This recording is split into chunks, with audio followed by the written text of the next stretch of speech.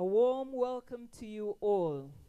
It is my special privilege to invite you to the second presidential debate live from Kampala Serena Hotel. I am Reverend Canon Diana Mirembe Nkesiga. And my name is Joel Senyonyi. We're glad you could join us as Uganda continues to write history. Now, the overall theme for this debate is working together for a peaceful and violence-free election. The debate is jointly organized by the Elders Forum of Uganda, Interreligious Council of Uganda, National Consultative Forum in partnership with Nation Media Group, supported by UNDP. This debate is coming to you live on NTV, but we also have a Luganda translation on NTV's sister station, Spark TV. Today's theme or focus is foreign policy, and foreign policy impacts on trade and investment. Of course, we also look at regional integration. Population and demographic issues will also be discussed here tonight, as well as border and crime issues. All right, let's roll this way. We're going to introduce to you tonight's moderators, beginning with a Ugandan-born American journalist, best known as the host of Straight Talk Africa on Voice of America.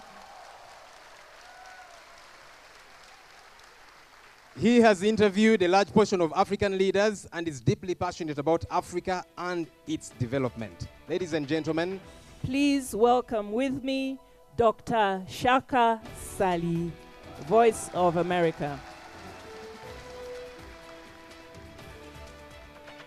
The second moderator is the current head of the Department of Political Science and Public Administration at Makerere University.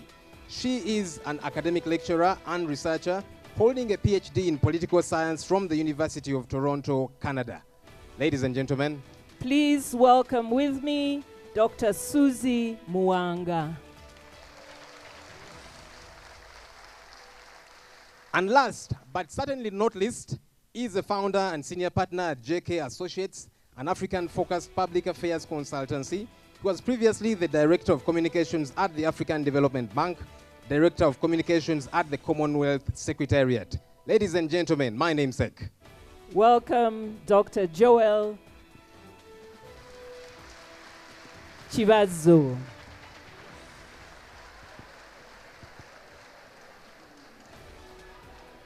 All right, and I hear some people say Dr. Joel Senyonyi. Well, sometime to come, I guess.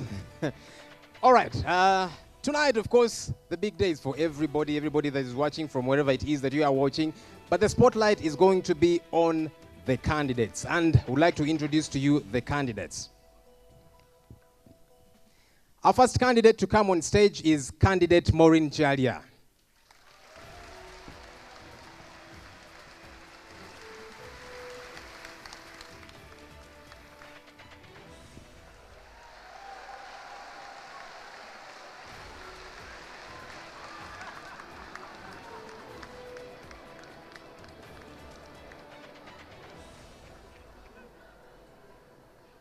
Our second candidate is candidate Joseph Mabirizi.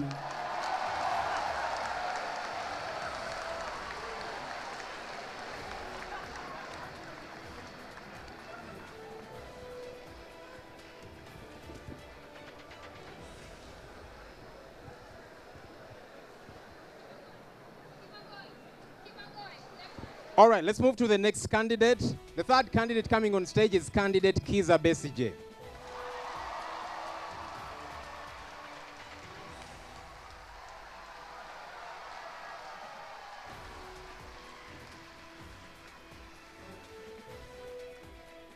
The next candidate is Benon Bidalo.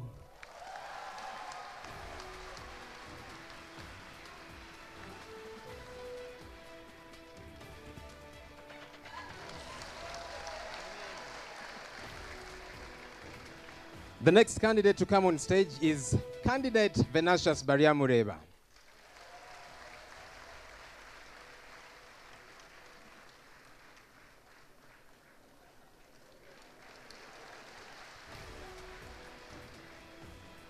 Next, we'll have candidate Amama Mbabazi.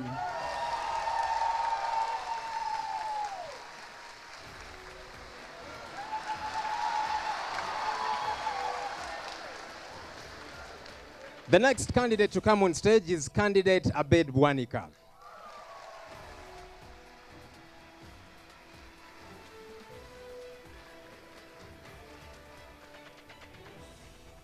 The eighth candidate is candidate Yoweri Kaguta Museveni.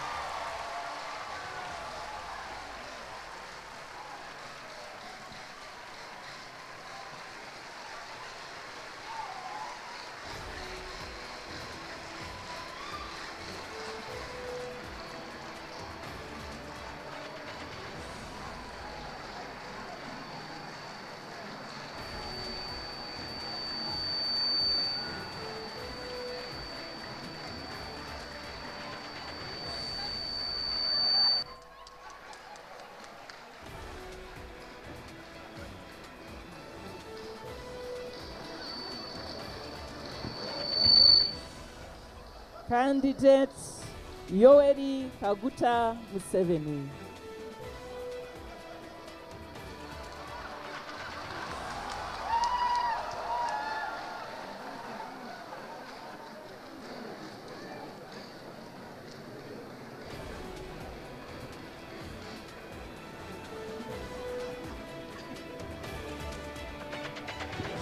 All right, as we wait for candidate Yoweri Museveni, let's see if we can get a hold of candidate Joseph Mabirizi.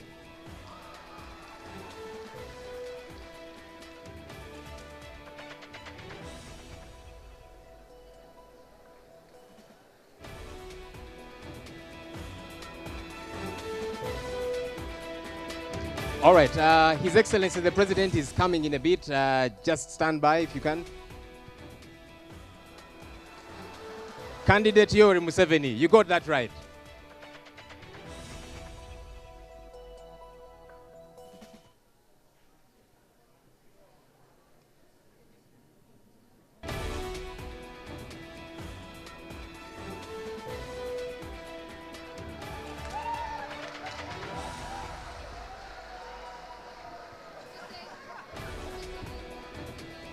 Yeah, these things do happen with live TV. Sometimes there could be a little delays, but you can rest assured candidate Yoweri Museveni is in the house. Any moment now, he should be walking on stage. We're not only expectant and hopeful, we know he's in the house. Yes, you wait.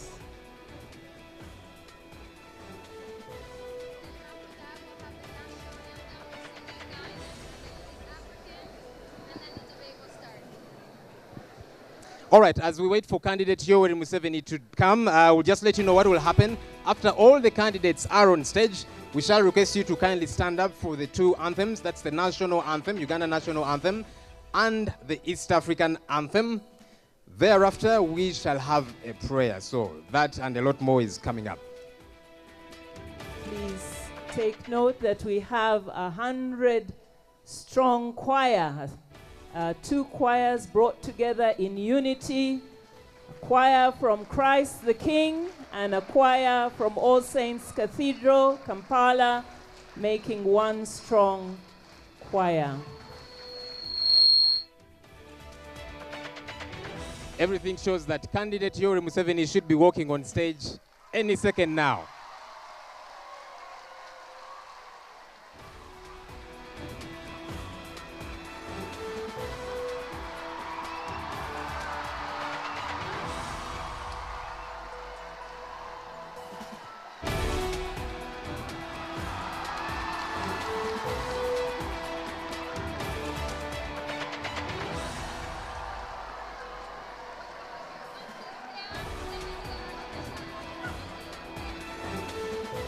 Kindly stand for the national anthem.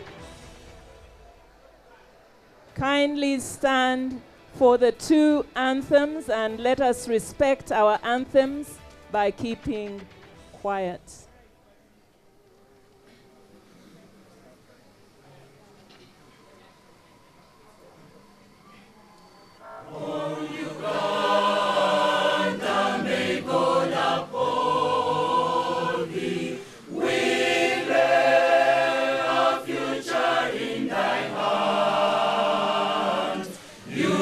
United, free, falling.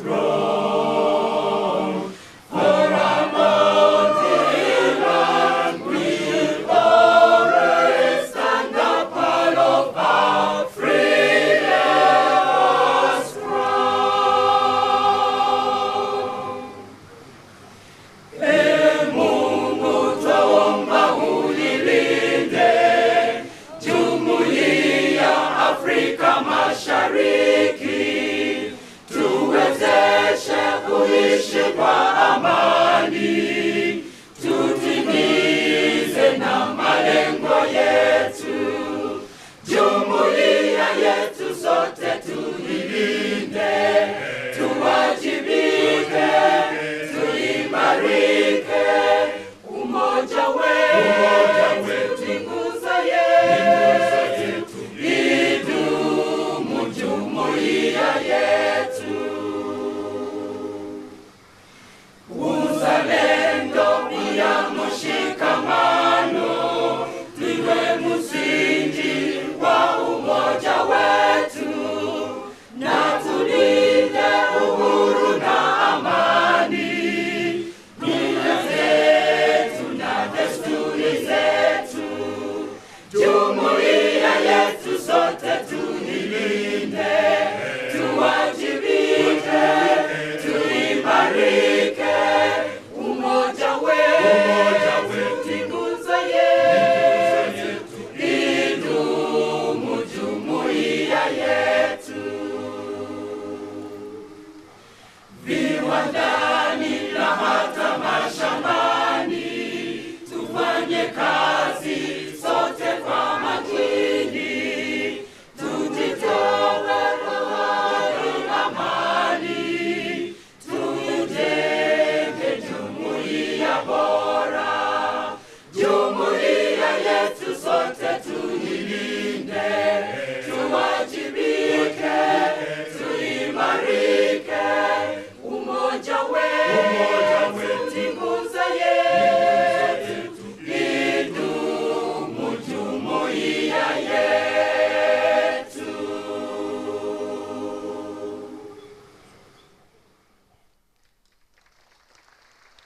Thank you, ladies and gentlemen. Kindly take your seats.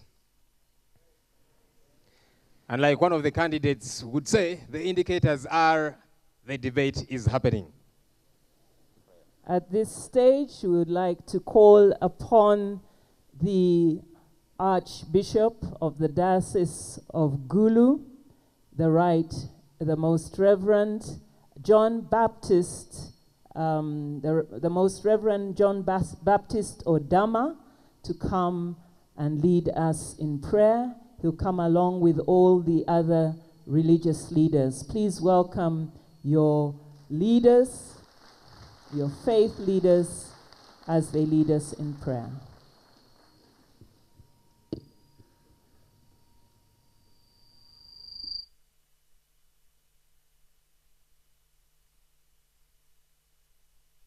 Good evening.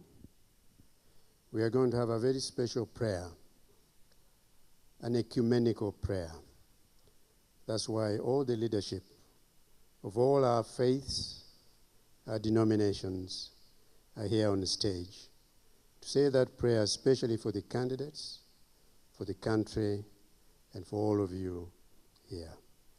I'll hand the mic to His Grace Archbishop John Baptist Odama to lead that prayer.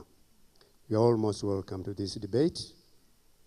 The debate is the thing.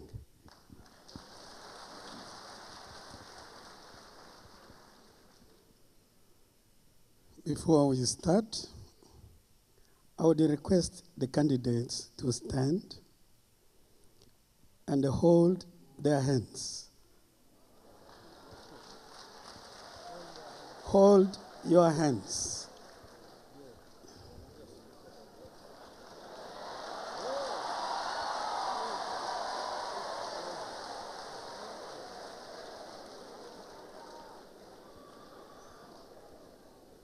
The religious leaders will extend their hands, right hands, over the candidates while I say this prayer. The rest, dispose your hearts to pray with us as you are seated. For God and my country, Almighty God, the whole country is here through this event of presidential debate. We praise, bless, and thank you for our being together in your presence. God, bless the nation of Uganda, all the electorates, all the candidates at all levels up to this level of presidency. We are asking you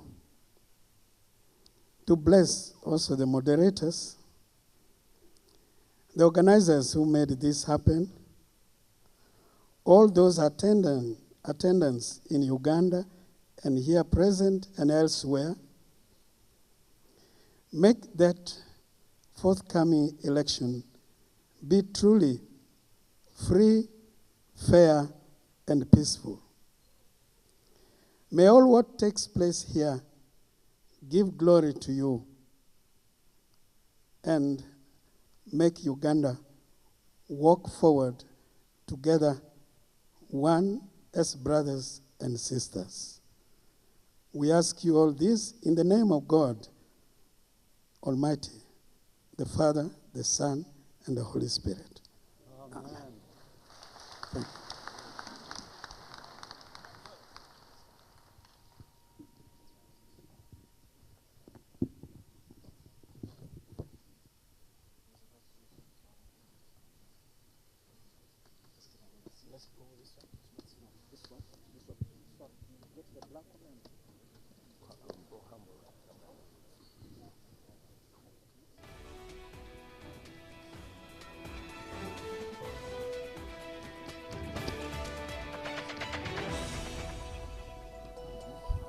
Good evening, ladies and gentlemen.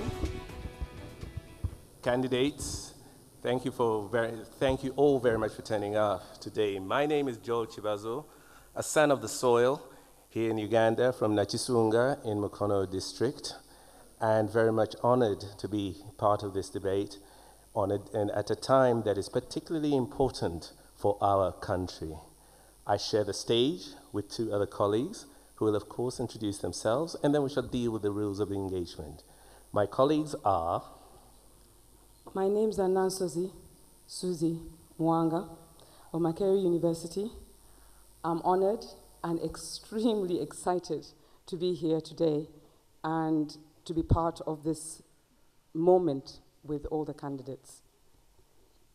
My name is Shaka Sali, a kid from Kabale, who happens to live in Washington, D.C., working for the Voice of America.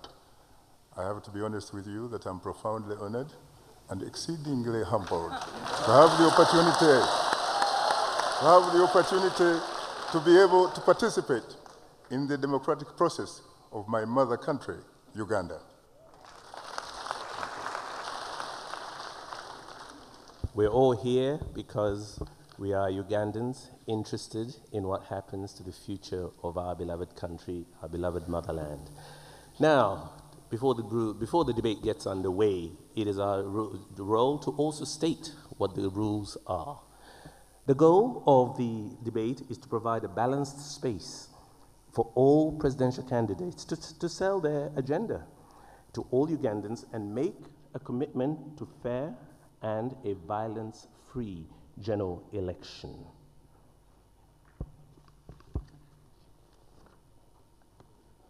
It's important that all candidates observe the rules of engagement and the rules for the debate. These rules are, 1, that while debating, candidates will be standing or sitting at their designated places, which will be chosen through a pre-agreed mechanism with their teams. 2, unbecoming language and personal attacks on other candidates will not be allowed. 3, candidates shall respect the time allocated to them. 4, candidates will be required to respect the moderators, especially when it comes to time. When your time is up, your time is up. Candidates will be allowed to consult their support teams during scheduled breaks, but support teams must leave the stage 30 seconds clear of start of a segment. 6, debate will be on specific topics. and any questions relating to those areas will be allowed as being relevant. 7, if a candidate chooses, she or he can combine answers as a means of further rebuttal, but ignoring an entire question to further rebut an answer given is not allowed. Candidates, that's 8, candidates are not allowed to pose questions to the moderators because it's not about us, it's about you. 9, follow-up questions will be permitted at the discretion of the moderator. This shall be done in the event that the candidate is not comfortable with the way a question has been answered. Basically, these are the rules of engagement, which should, if followed, allow us to have a successful debate this evening. And now, ladies and gentlemen, we're going to go to a quick break, and then we shall return to start hearing what the candidates have to tell us and the nation.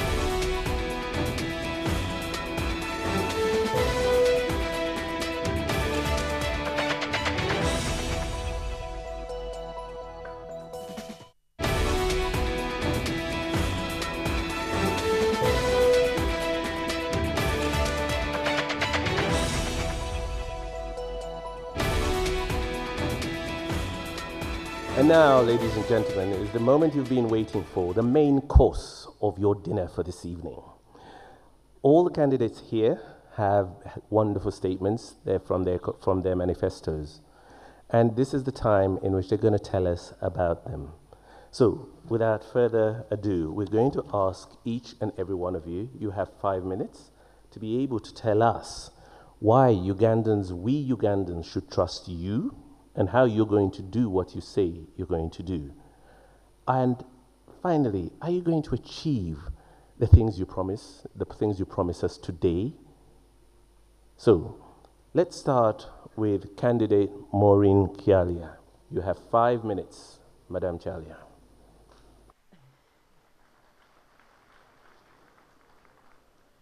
Thank you very much. I'm called Maureen Kialia, incoming President of Uganda.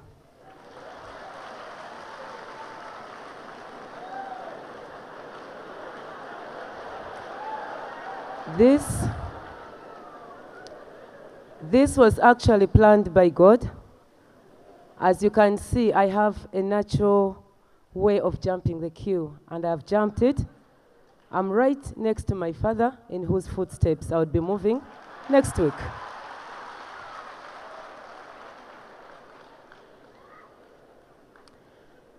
I have every reason to believe that I have all the skills and abilities to serve this nation.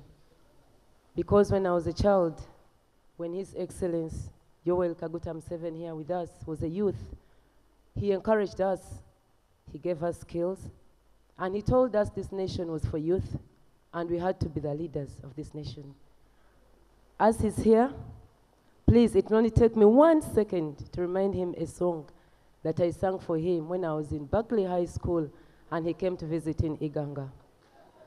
And it goes, President Museveni says, this Uganda now, we need a fundamental change in education, change in agriculture, change. We need a fundamental change. That is what he brought me up to do. I have served him as his aide and presidential advisor in Busoga.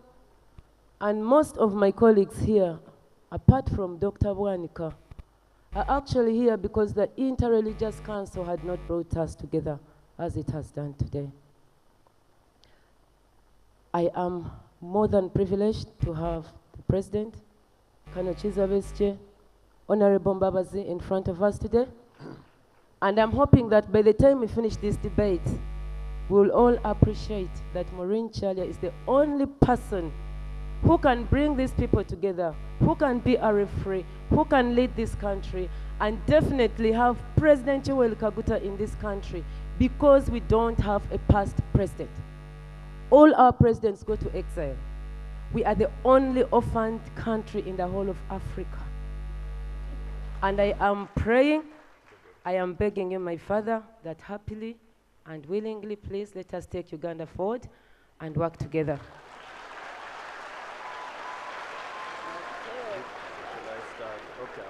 Short of that, other than the skills he gave us, and those in my age group would understand what I'm talking about, I've had the privilege to serve Uganda and to serve the United Kingdom and to serve other nations as well.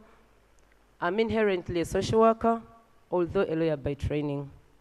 The problems in this country are welfare related. They are not military related. As you can look at us here, His Excellency President Yoweri Kaguta Museveni, Kano Chizabesche, Mr. Bidaro, Honorable Amama Mbabazi, I cannot exclude him from the war. All of them have a military mentality. And that is why, as a nation, we have failed to progress. Because as a social worker, at the beginning of this race, I only had one prayer. If only God could bring us together on the same platform. And as far as I'm concerned today, that is done. I thank you, Ugandans, for giving us this opportunity. It actually does not matter who is president. As long as we are together and hold each other together, we all have a contribution that we can make in this country. So I'm calling upon you to support us. I'm calling upon you to stop dividing us. I'm calling upon the NRM government to stop the tear gas and the guns. We don't need them. And I'm calling upon you on the 18th to please vote Maureen Chalia, because I'm the only mother here. I love everybody here, as you can see. I don't have no enemies. I can get them to work together, and we can all serve you. So that is all I have to say for now. Thank you.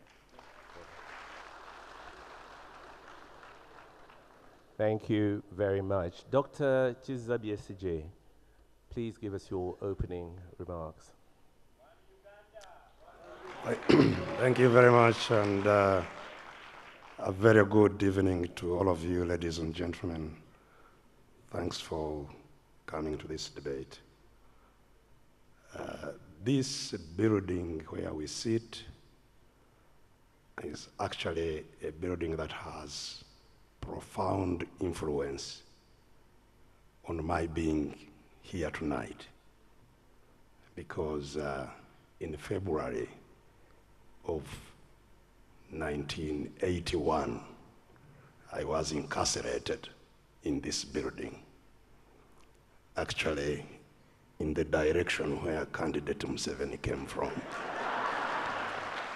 And it was a tough time. Many of the people I was with in that dungeon have never been seen again.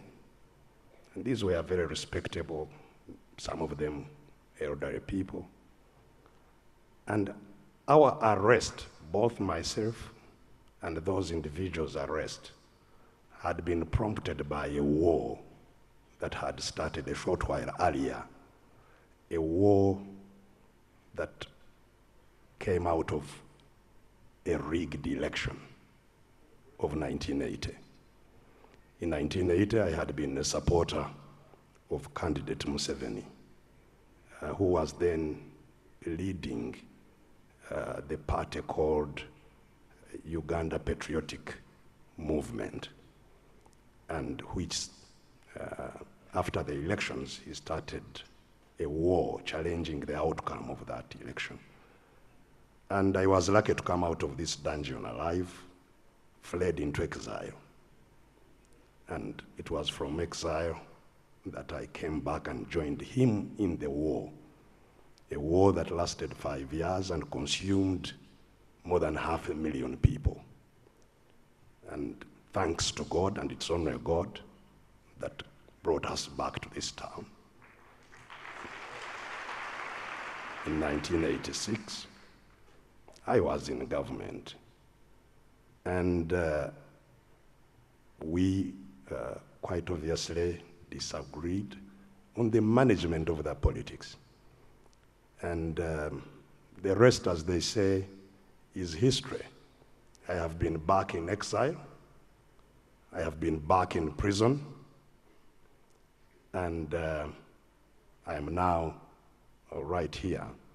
And the point I'm saying all this is because the problems of this country, which are quite similar to the problems of many of the other countries in our region, are problems of mismanagement of our politics, which then spill over into other nations, because then we become refugees, because then we disrupt the economy, and we are a subject of charity, and we are a subject of aid, and a subject of the desperation that you see in all our countries. And regrettably, the reason indeed I'm here is not so much to become the president of our glorious nation. It is actually to help in whatever form I can to set the foundations of our country that can stand on a democratic, that can end that cycle. Because you see, this is a strange country where no leader has ever handed over power peacefully to another leader. And, I'm sure everybody in this house is familiar with the statements that we all associated ourselves with, statements made by candidate Museveni about the problems of Africa emanating from leaders that don't want to leave power. So my engagement in politics is really to help in whatever humble way I can to reset that foundation for stability, for peace in our country, a peace that can only come when there is justice, when there is fairness, when all of us share equally in whatever our country provides. That's why I'm here this evening.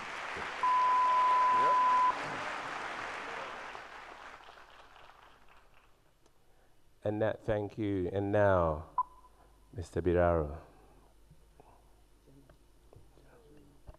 First of all, I want to start by thanking President Museveni for coming this evening. This country has a president, and when we didn't see him in his seat, it was a big gap, especially in the hearts of Ugandans, because they have a right to know what their president is thinking about them. Thank you for coming. I went to the bush as a young man, and the politics of this country after the war of that 1986 was shaped by our belief. Two opposing forces were there. One was believing in the hearts and minds of the people. That was who we are, hearts and minds. The other was opposed to that line. It was fascist. So when we came to government, I was serving at State House, Chitugum, everywhere. We took that message of winning hearts and minds. And so on the basis of hearts and minds, of winning, and we needed to create a respected government.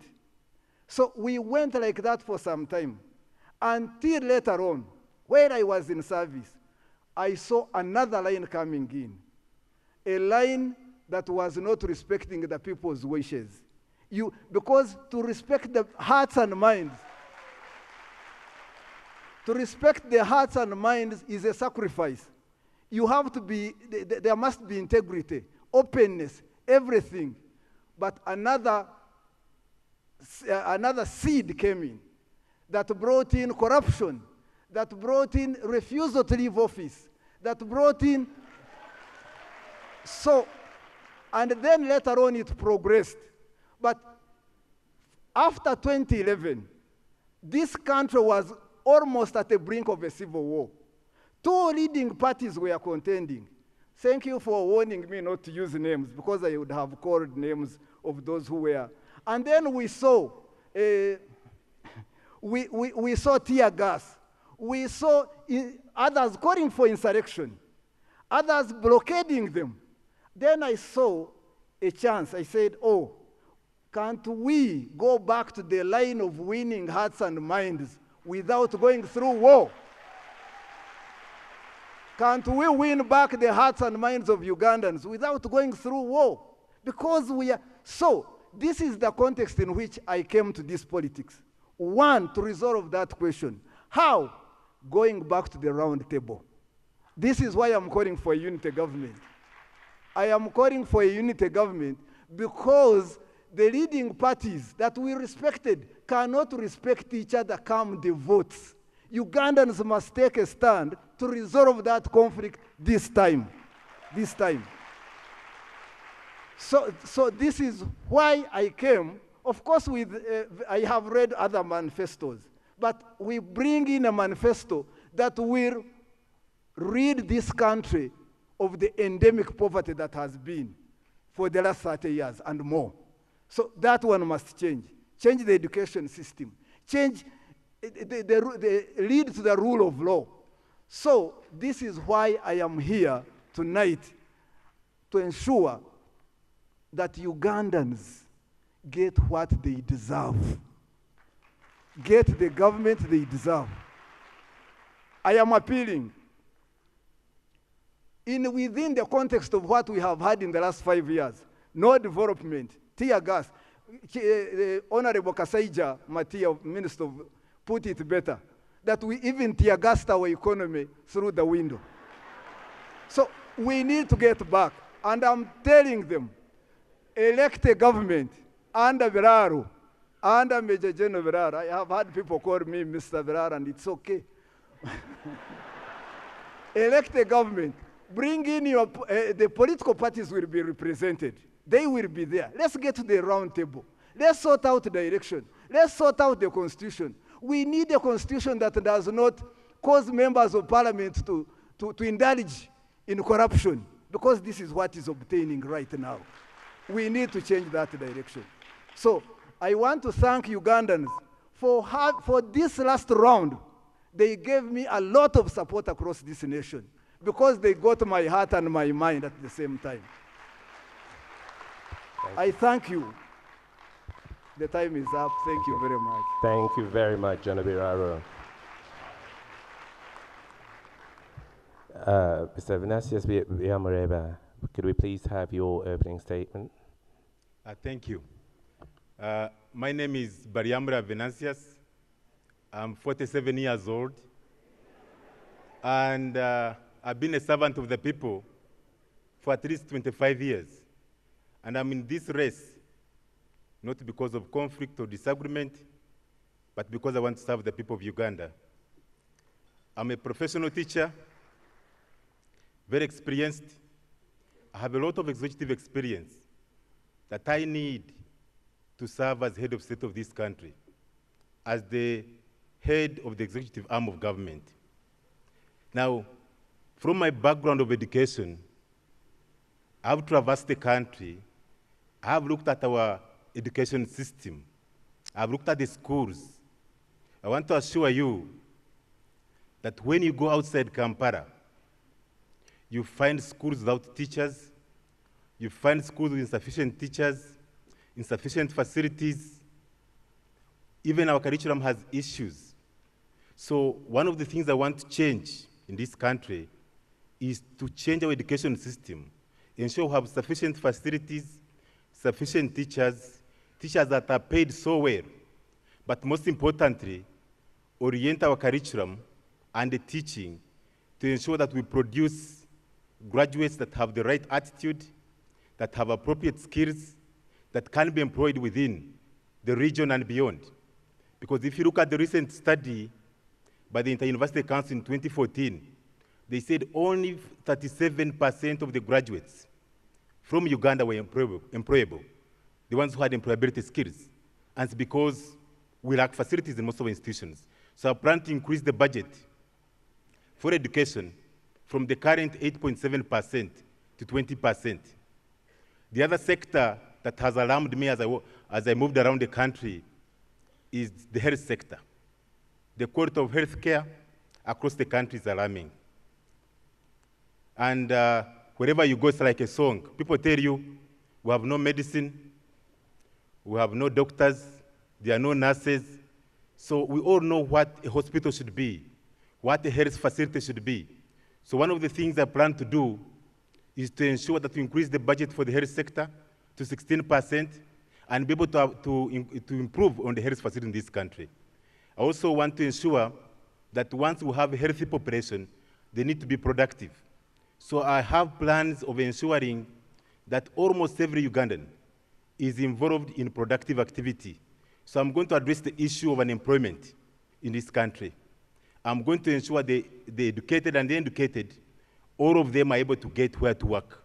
I have a system of zoning this country into economic zones so that we can engage in large-scale commercial farming, we can engage in agro-processing, we can engage in other forms of industries so that both the educated and the uneducated can all get jobs. But the educated also get jobs, office jobs within the country, and those who can't, I have plans of ensuring they get jobs abroad through business process outsourcing, where we would set up centers here in Uganda, and then Ugandans can work for companies and organizations abroad and get paid a lot of money.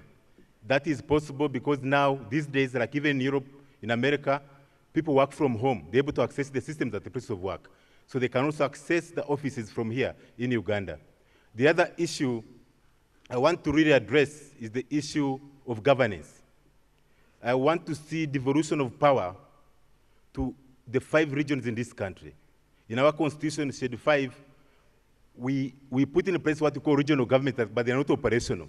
I want to make it even much stronger by ensuring that the regional governments are semi-autonomous. And also want to promote what I call separation of powers to ensure that the legislature, the executive, and the judiciary are able to work a little bit independently to ensure that to ensure checks and balances. Now, with regional governments, I will ensure that the resources under devolution go to the regions, so that the regions can look at the local issues and address them. And then the national government can look at the national issues. Now, there is a lot. When you are trying to address unemployment, these are the sectors like improving infrastructure, improving security, looking at our international relations, our foreign policy, all those come in. Because if you look at Uganda, we export less, but we import more. If you look at our exports, thank you.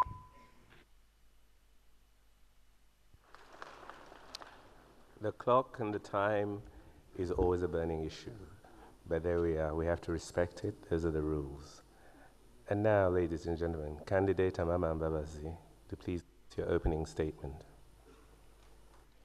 Good evening, ladies and gentlemen. We've heard many times in the past, and I'm sure we'll hear many times tonight, that Uganda is secure.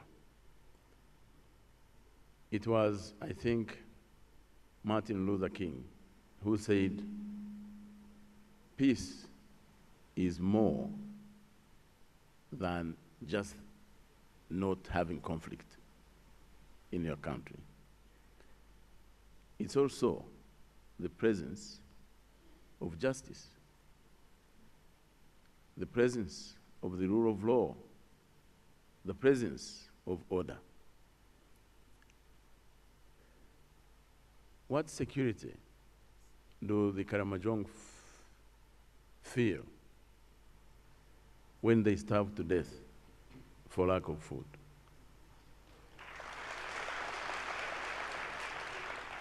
What security do our youth, 83% of them, that are unemployed, what security do they feel?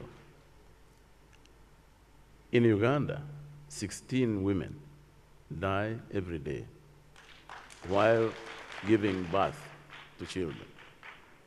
This deprives every child-bearing woman a sense of security for herself or safety for her child. We have witnessed and have made this point many times before. A large number of our people that sacrificed their lives, those that served this country, either in the military or in the civil service, stay for 10, 20 years without pension, without their gratuity. What security do they feel when they can no longer make ends meet? Uganda may not be at war, but certainly we are not secure.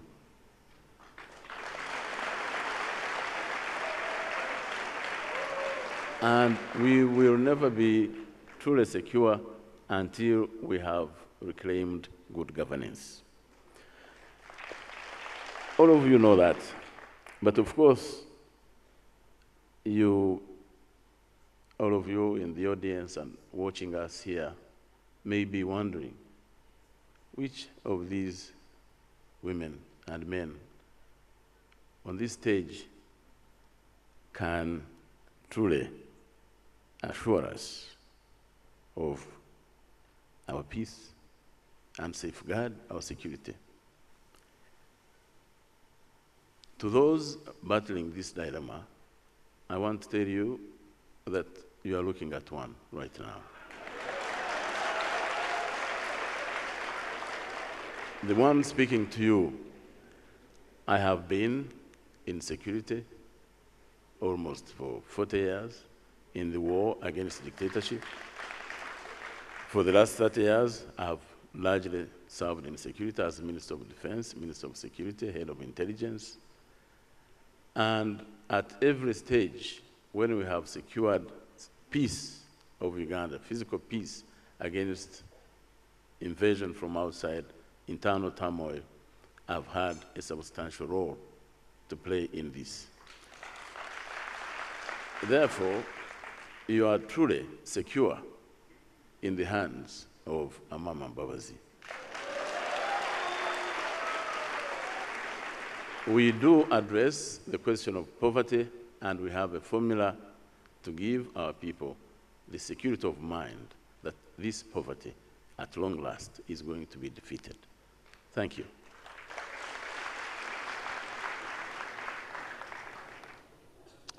Candidate Abed Bwanika, please give us your statement now. Thank you so much, and I want to salute the people of Uganda, those who are watching and those who are in here. 30 years ago, I made my maiden trip to the town of Kabale. I was on my way to ask for a vacancy in secondary school, Chigeza High School, in a senior 5. Having got the vacancy in a short time, I continued to the town of Kabale, where I hired a room in the Capital Motel, opposite UTC bus. When I came down that night at around 10, I met a group of people who were conversing and waiting for the bus to pick the ticket. I joined them.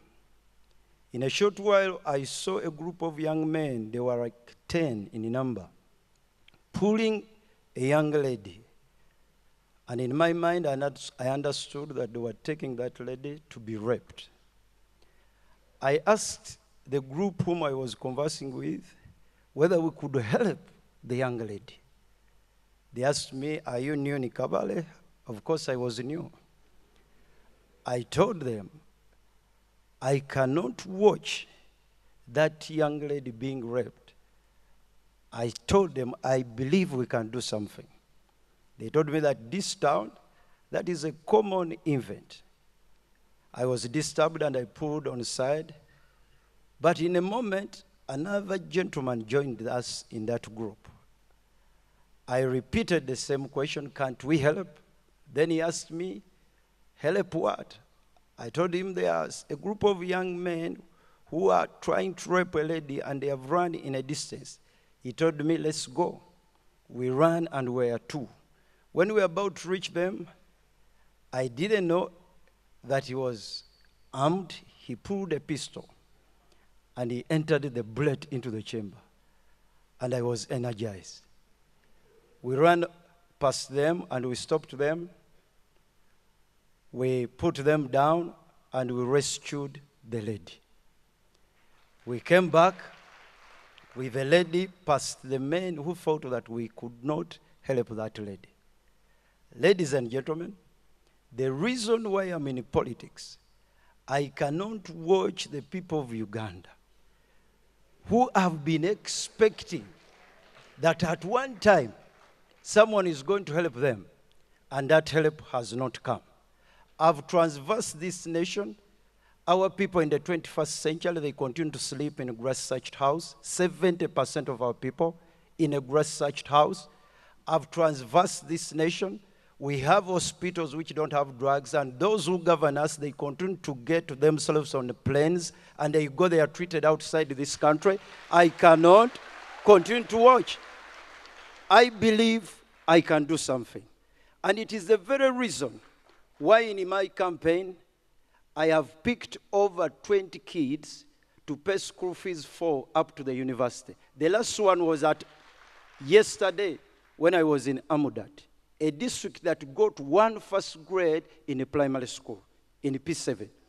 I believe we can do something. And I'm that candidate that wants to change the economy of Uganda, 27 billion economy. We are 39 million people, 39 actually 0.2. We cannot continue to watch, we human beings, when we have brains, we have people who have studied and on government money, most of them. I believe we can swing into action, expand this economy, create jobs for the 83% of the youth who don't have jobs, give services to the people of Uganda so that our people can live a better life. A candidate who has the best manifesto in this nation to help Uganda move forward is candidate Dr. Abed Bwanika. I have no doubt that the people of Uganda elect me February 18th. I will turn around our economy. Yesterday we were in Lake Victoria harvesting fish. We harvested from one fish cage 7.3 tons. These are simple things that we can help Ugandans to do. I've been talking about our resources. We need to harness our resources, get our people out of poverty. I thank you so much.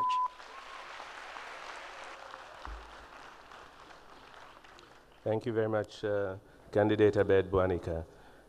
And now, last, but by no means least, Candidate Yoweri Museveni. Please give us your opening statement.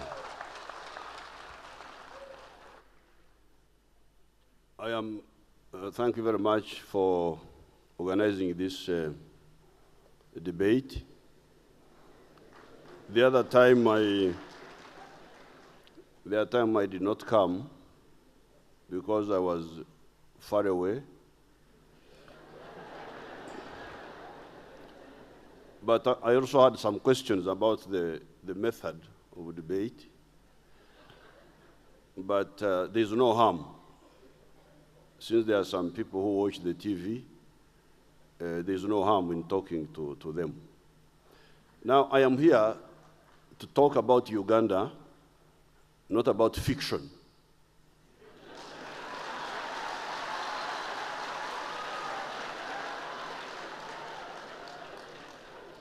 If you want fiction and you want a Nobel Prize for Literature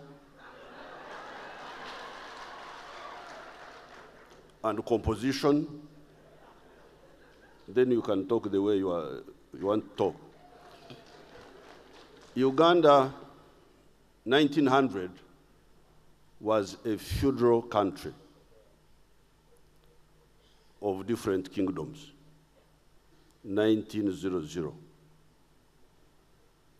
1962, it was what we call an enclave economy. An enclave economy means a small island of modernity in the midst of a sea of underdevelopment. Those professors, I'm sure, know what we are talking about. An enclave economy. That economy of 1962 was described as an economy of the 3 C's and 3 T's. That's how they used to characterize that economy at that time. The 3 C's were cotton, copper, and coffee. And the 3 T's were tobacco, tourism, and tea. By 1986, the small island, the enclave, had almost disappeared. That's what we are talking about. So it was the job of the NRM to revive that small island of modernity. And we have not only revived it, we have expanded it and integrated it with the economy.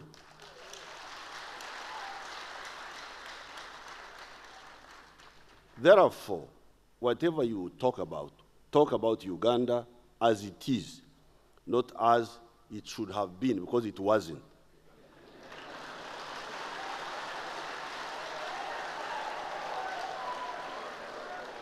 And I am glad I came here this morning, this evening, to talk to all of you directly when you are all here.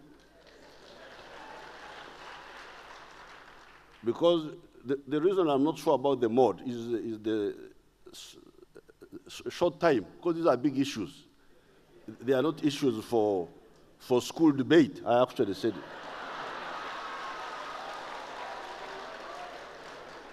But finally, since I'm in this debate, I'm debating. Finally, about democracy. Democracy means the people support you. If they don't support you, you don't win. That's all. Thank you very much.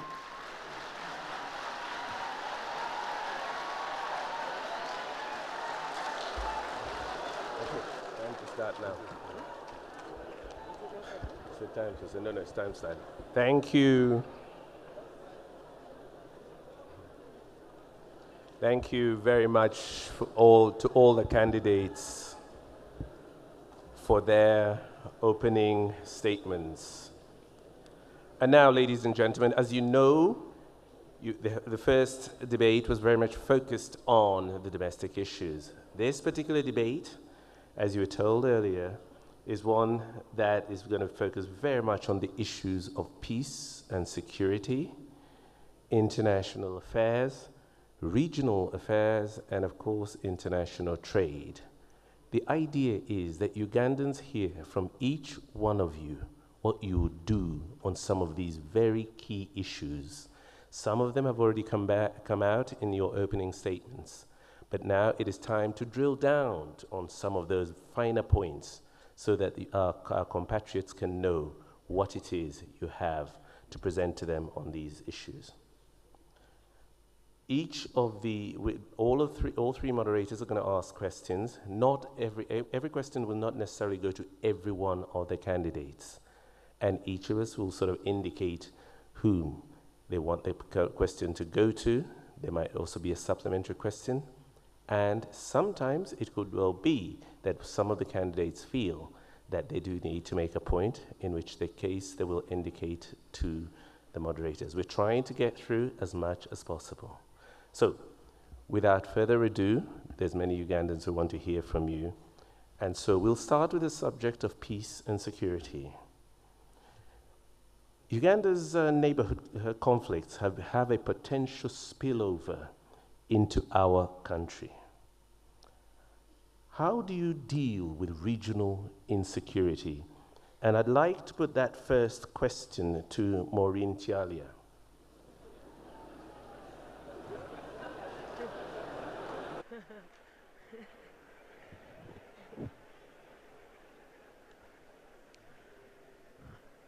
Thank you so much. How do we deal with regional insecurity? We actually get down on the round table. This country was formed in 1900 between the United Kingdom and the Buganda Kingdom. Everybody else was whipped, actually, to join the Uganda we have today. And Africa has been the same. All the countries were just cut off like pieces of cakes in the scramble and partition. And as a continent, we've never had an opportunity to actually get together and discuss these issues. All we have is models of our past colonial masters. Uganda has the British model. Rwanda would have the French model. Everybody is chasing up after models of our colonial masters. So how am I going to deal with it? First, here in Uganda, I'm going to make sure we have regional peace in terms of the 15 natural kingdoms of Uganda. I'll give you an example. When I was moving in the northern area where there was insecurity with Kony, I realized that most of the fights there were between the Tesos, the Langis, Karamajongs, and Acholis. On both sides, the UPDF side and the Kony side. If they could sit together, it would be resolved.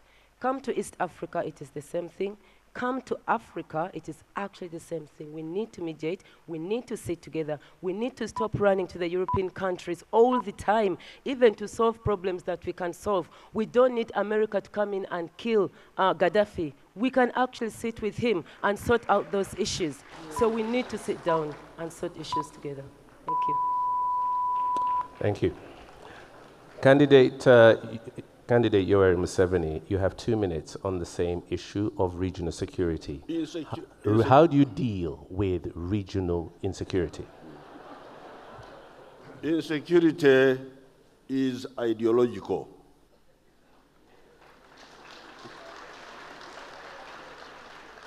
If you have got people who believe in sectarianism, of religion, of tribe, they will generate insecurity because they will fail. They will fail to unite the population, and they will even fail to build the institutions of the state, the armed forces. Yes, there may be some insecurity, even when you are democratic. The Americans say they are the lecturers of democracy. But the other time they were attacked by the group, the one which blew up the tires, the two towers. So they had to defend themselves. Now, here in Uganda, some people have said we have absence of war, but that's not peace. Well, at least that's a step forward.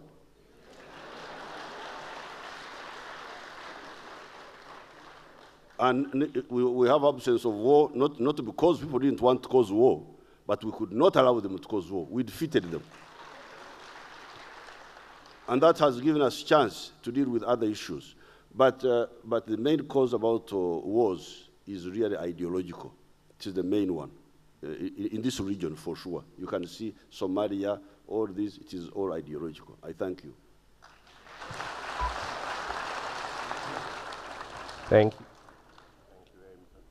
Thank you very much. And now, Susie. The second question. We've heard about the issue of how to deal with regional insecurity.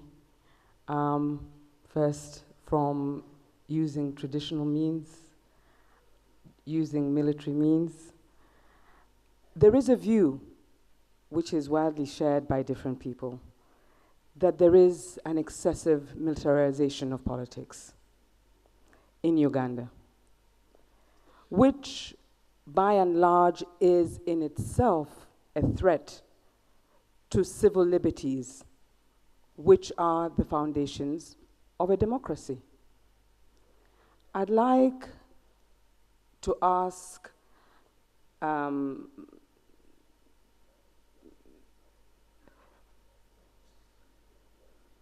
candidate Amama Mbabazi to answer the question as to how would you address this view that there is an excessive militarization of politics, which is a threat to civil liberties, and which is the foundation of democracy? I think where you have achieved peace and you have the pillars of state in place, which are functioning effectively, then democracy can thrive. And this means that democracy is free play of ideas. People have the freedom to choose their leaders. They have freedom to express themselves. The military has no role in that process. Its role is to make sure that conditions in the country exist where there is peace, there is no threat from external invaders, and that is all. They should not go beyond that. The moment they become partisan, then of course that becomes a recipe for insecurity in the country itself. You know, insecurity is generated from actually what goes on in a country. When you see these homeless children on our streets, these are the revolutionaries of tomorrow. They are deprived. They have no food. They have no hope. If you have 83% of your population, of the youth, unemployed, there is great danger there. So what you need to do is to address these issues, give conditions in the country that allow that kind of interaction to go on, and you will have peace. The military should serve without being partisan in any way.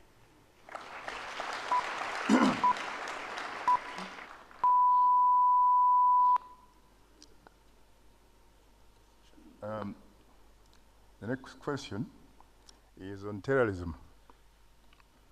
Terrorism remains a big threat in the region, but security is also costly in terms of both money and life. Talk to me, Major General Benon Biraro, retired, but certainly not tired, as I can see. Is the UPDF continued presence in Somalia a threat to peace and stability in Uganda, in your view?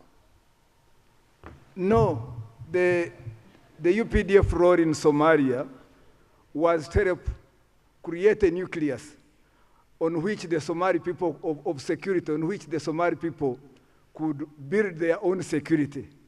The only weakness with the presence of UPDF in Somalia is that it is endless. It doesn't have a time limit. It has no time limit.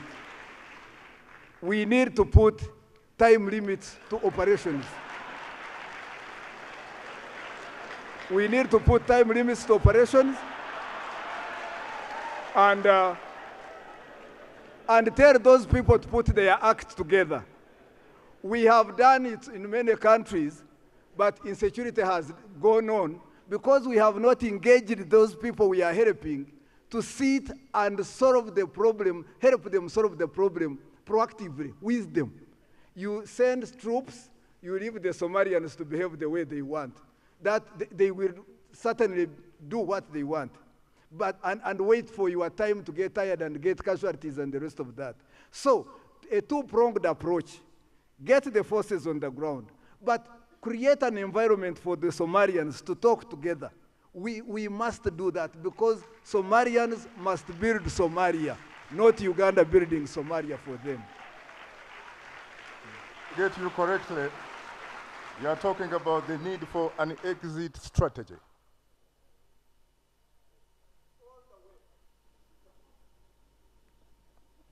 I see. It's all the way. Look, you send forces there. You tell them what to do. But the other people, because they are not on, there is not one part of the conflict as NRM, the UPDF. UPDF, yeah. It's not, well, I was referring to NRA. I understand. In any case, general time is not our best ally, so we move to the next question. Now, Uganda has in the past sent its troops, of course, to Somalia 2007, South Sudan 2013, and DRC 1996. Should Uganda be the region's policeman? We don't often hear, for example, Tanzanians venturing in other conflicts. Why should it really be always Uganda, for that matter? Colonel Chiza Besigye. I think it's, as a matter of principle, not a bad idea to help sort out problems that are in the region. The problem we have here is how it is done. Because as you may indeed remember, when we went into Congo, not only did we go in Congo without a political consensus in our own country to take troops to Congo, but our mission in Congo was a very contentious one. It was not entirely to sort out problems that were affecting us or beneficial to the situation in Uganda. And as you may know, indeed, we have a judgment on our heads by the International Court to pay, I think, something up to $10 billion, which still hang on our necks. Now, when we went into Somalia, again, it was a situation which was not, I think, judging the politics. I think that's the point Ngubiraro is saying, because deploying must be to support a political process. Insecurity in these areas is a matter of mismanagement of the politics. So you can only go to support a political process that is positive. If a political process is not there, going to enforce some political solution is something that is reckless in my view. There was, so we have, I think, not been prudent in the deployment of our troops, including in Sudan, where our people are now. Thank you very much, Kano. I'd like to ask this question as a follow-up. The idea that Uganda has not been necessarily prudent and has not necessarily employed or taken into consideration political processes where they went to help, sort of lends itself to an accusation in part, but also a popular view that Uganda's role within the region is actually two-pronged. On the one hand, Uganda has been lauded for being supportive, for being able to come to the aid of other countries and do a commendable job, therefore earning itself the title of being a firefighter. On the other hand, Uganda is also accused in some quarters as being an arsonist, i.e. setting the fire or putting up the flame. What would be your view of this, Mr. Bariamureba, Dr. Bariamureba? Yes, thank you very much. If you look at Uganda's situation, we have neighbors. If you have South Sudan, you have Rwanda, you have Tanzania, you have Kenya. Whenever there is insecurity in South Sudan, you have to look at your national interests. If that is your major trade partner, if you have people there, and there is the need for an emergency, one of the issues that has been lacking in some of our economic blocks, the regional economic blocks, is like having a serious standby force. If East African community had a standby force, and there is need for intervention, military intervention, it would move in very fast. But when there is a gap, and I think Uganda has taken up that title of father figure, to move in, sort out the mess. But to do that, I think you need parliamentary approval. But if it is a country like Somalia, which is far away from Uganda, I would expect the Regional Economic Bloc or African Union or IGAD to decide on the way forward. And then Uganda would go in without having to meet the cost, like United Nations pays for the cost. Now, when you look at the situation of South Sudan, as Uganda, we are paid a lot of money for that. So I don't think you can go everywhere, because when we engage in so many wars, at times we create enemies, which brings back the issue of terrorism. If you're in Somalia, fine, you are trying to combat global terrorism. But at the end of the day, they also want to come and attack you in Uganda. So you have to ensure your internal systems of security are also superb. So in a way, what I see that Uganda has been trying to fill a gap, but now that the gap is there when I'm president this year, I'm going to ensure that we put in these standby forces and systems that are robust, so that when there is need for military intervention, we can intervene as a community, as a region, instead of Uganda who is going it alone. Thank you very much. Thank you. The idea that Uganda doesn't go it alone is something that translates into other areas. Uganda is a founding signatory to the Rome Statute, and out of the 9 cases at The Hague, 6 were taken there by Africa. In your view, Dr. Wanika, should Uganda remain a signatory of the ICC? Thank you so much. First of all, before I answer that question, I would like to make a comment on our presence in Somalia. I would like to salute the men and women in uniform, the UPDF, for the work well done. I think it has been a tremendous contribution Having said that, all of us must know that the way to go in terms of the threats on the African continent and globally is through joint commands. We should divorce from going it alone. Secondly, we must come up with political agenda. You cannot solve issues of terrorism just using a gun. Candidate Museveni has talked about the ideology, but I don't see us taking on mitigating against ideology issues in Somalia. I believe it should be a way for us to go if we are going to help Somalia. Coming back to ICC, Uganda should have pulled out of ICC yesterday. Yesterday. The Western world has used the ICC as a tool against the African people. We don't see fairness in the ICC. We should build our justice system within the African continent and come out of the ICC. By this time, the ICC should have brought on board leaders from the Western world, whom we don't see. I believe we should move out of the ICC yesterday. Yes.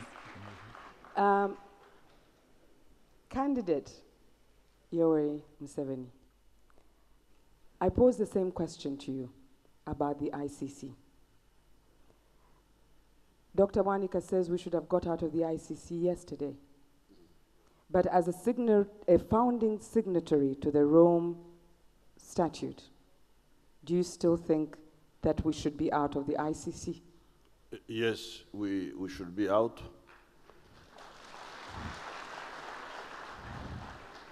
It is true that we're among actually the activists for the ICC.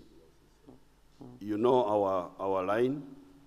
We never accept impunity, even in our own country here. That's how we brought peace to Uganda. In 1982, there were 3 boys, our soldiers, who killed Wananchi in Mulule. Mulule is near Semto. And they were drunk. They were drunk and they killed Wananchi. Now, we tried them in the high command. At that time, we were the high court there in the bush. And we had one of the lawyers, Jim Mwezi, who told us that it is not, one of the boys was called Zabroni. It is not Zabroni who killed the people, but it was the beer inside him which killed. So we said, what do we do with the beer? So we shot. We shot those boys, and that's what built the reputation of the NRA. So we are against impunity. That's why we supported this ICC. But it is not serious. They are just using, as the people have said. I can say I've got some allies in this group here. The ICC is not serious. It is partisan, it is biased, it is not really serious. There are so many people who can be tried by them if they are serious. So we have lost interest because of their bias. A follow-up question to candidate Yoweri Museveni. If you choose to pull out of the ICC, what other justice mechanism do you think should be put in place? And how do you resolve the contradiction that it is all right for the ICC to convict or to try certain categories of individuals and not others? No, our man there, Ongwen, Dominic Ongwen, was captured in the Central African Republic. It was not under us. When I spoke with the president there, the lady, I could see the tug of war, or trying to pull the tug of war. You bring him here, so he's tried here. They wouldn't agree. So when the lady, Her Excellency, the president there, suggested that they take him to that place. I said, no problem, that's better than nothing. But otherwise, the way to go is to have our own African criminal code. We can have an African criminal code so that we deal with impunity, but we deal with it on our own terms. I think it was a mistake to try and work with these people when they have got a different agenda. Thank you very much. And now, ladies and gentlemen, you've heard quite a sort of outlay in the first few moments. We're going to take a very short break at the moment, but we shall be back. And so, without further ado, we'll take a break now, but we'll be back shortly. Okay, thank you.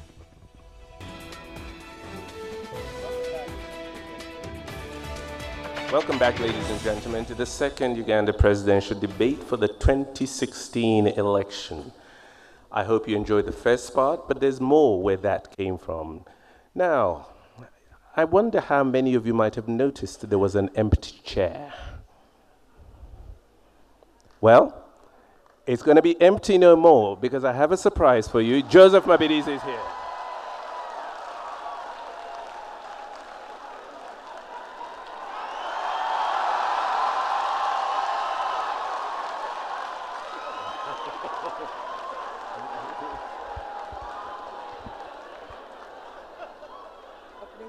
Yes.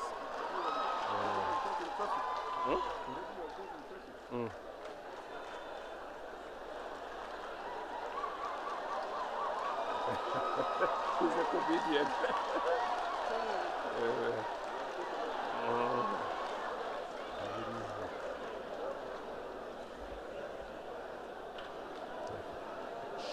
Sure. All right.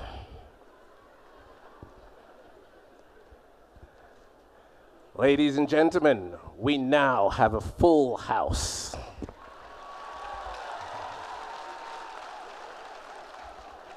So, without further ado, you seem, Joseph Mabirizi, to have had a wonderful welcome from the crowd here.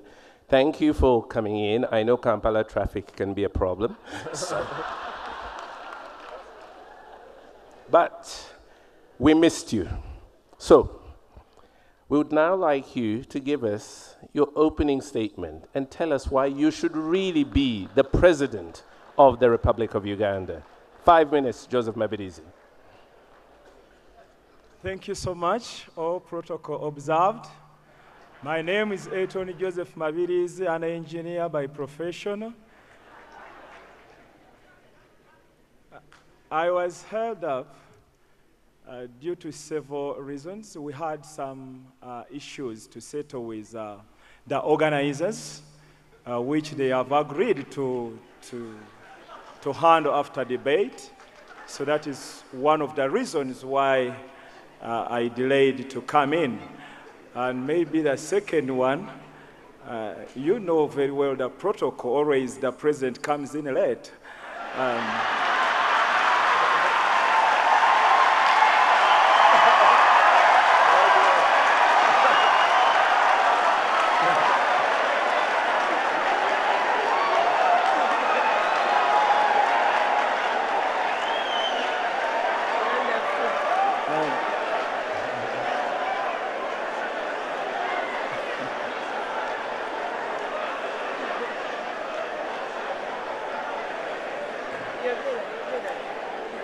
Elton Joseph Mabirizi stands for institutional representation. We want all the institutions to be represented. As I said last time, when I said from up to down, there people laugh. But we want all institutions to be represented from LC1 to the parliament. And I stand for that. We have professional institutions as well as non-professional institutions. We want all those institutions to be represented on all levels. we have professional institutions where we have doctors, lawyers, and we also have those non-professional institutions where you find that they are business people, but they are organized like a casita. We want all those institutions to be represented. And the only candidate who is saying that AME must still be represented in the parliament. Not only AME, but we want to reduce on that number. They are 10. We want also police to be represented, as well as prison and all other institutions. So that is what I stand for, and this is what my government is going to do. There are a lot of taxes which are imposed on Ugandans today without seeing any outcome of them. You've heard several times URA saying that they are collecting more money than they collected before. But that money is doing what? So I think we have only one major reason as Ugandans. There is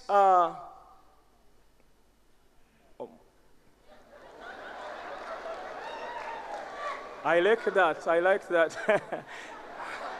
There is a lot of corruption in our nation and embezzlement. The taxpayers' money is being embezzled, and a lot of it. You know very well that in 2010, over 19 billion were released to make identity cards, and they only made 400 identity cards instead of making identity cards for every Ugandan.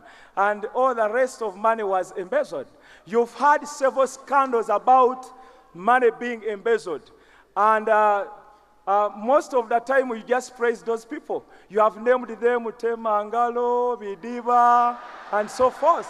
So we want to fight corruption, and I want to make sure that corruption is out of our nation. And this is what I'm going to do as President of Uganda. I will make sure that we come up with a committee which is going to be responsible for every person proved to be guilty who has embezzled the taxpayers' money. That committee will be responsible to confiscate the property of that person, sell it off, and the money directed to... Thank you, Mr. Mabirizi. Thank you.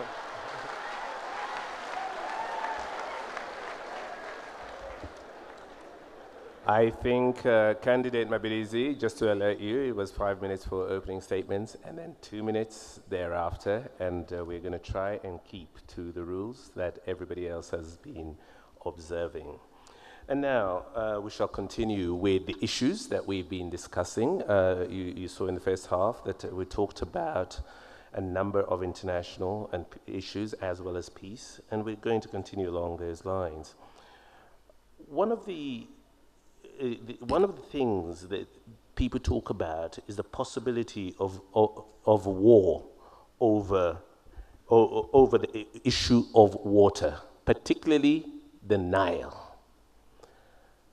I wonder, what is your policy to prevent such a war over such an important issue? And you know what? I'll start with Mr. Mabirizi.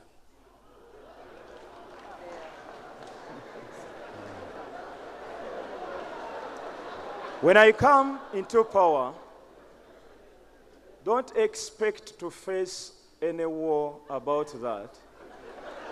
The major reason why governments are failing because there are no institutions that can work with other institutions of another nation. So we want to make sure that those institutions work together with the outside institutions. And we shall have don't expect any war, I'm going to say.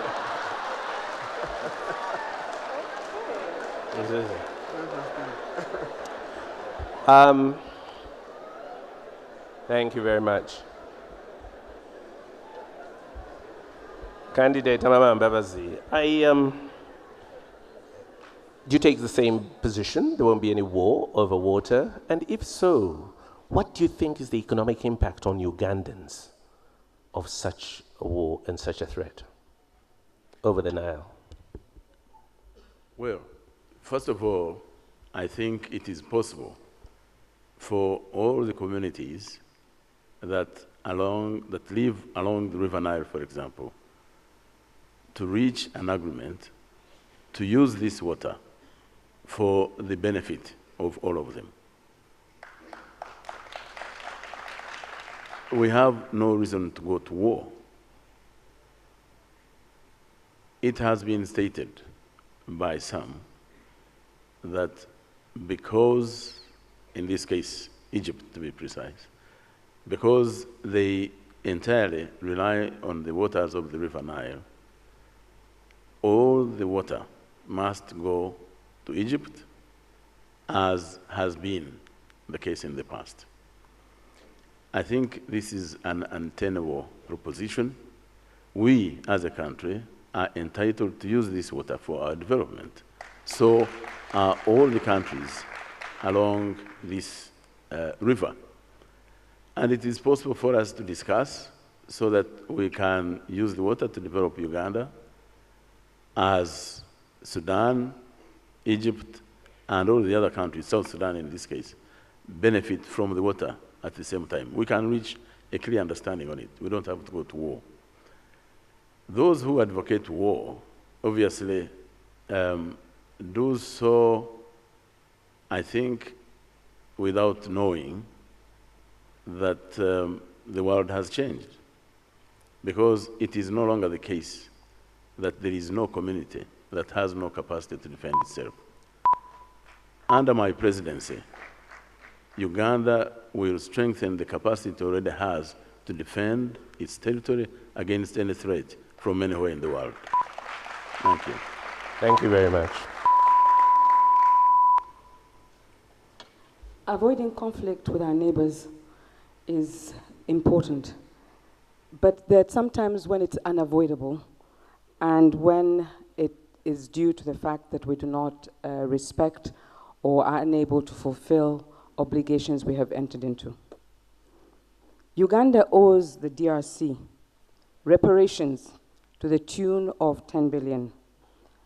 And this is after the International Court of Justice ruled in favor of the neighboring state as a result of the plunder of its resources.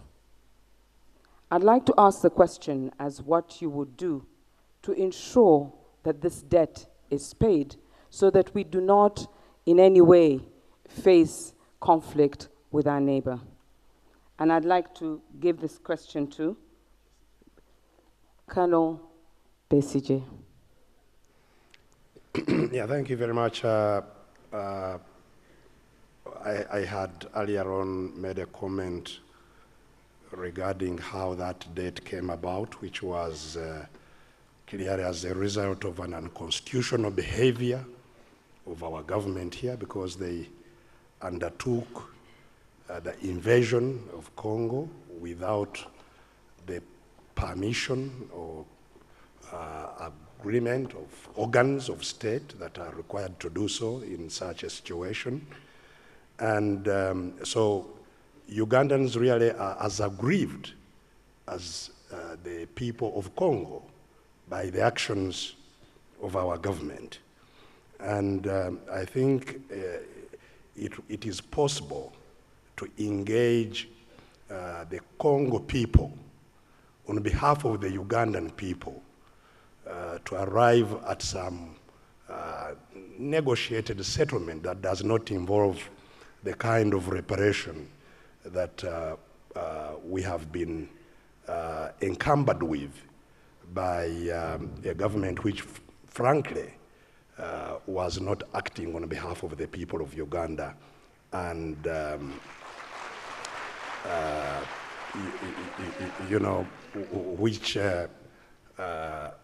to to that extent, we can find a way of negotiating a settlement that does not include that kind of payment. That would be my major direction. And similarly, I think we would need to avoid similar situations by scrupulously following our constitutional mandate. Unfortunately, we don't have, I think I'll leave it there. Okay. Thank you very much. Yes, candidate Yoweri Museveni can rebut. Is there a right of reply here? Yes, you may. Or can you accept falsehoods and you just keep quiet? The question was posed, and we were going to pose the question to actually another candidate, Dr. Bwanika, to see whether we could get a different view. But by all means, candidate Yoweri Museveni, you may answer, you may rebut, and that is perfectly fine. I reject what Cardinal Besigye is saying. It is false. We intervened in Congo to defend ourselves.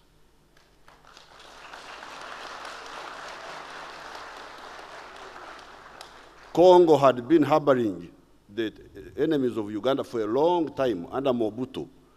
The groups are there. One group was called, the ADF was a later one. There was another one. Nalu was based in Congo, killing our people in the Rwenzori. ADF came in.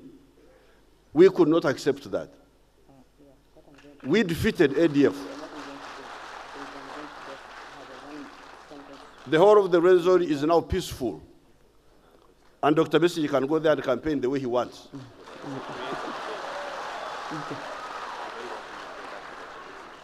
So I reject this position.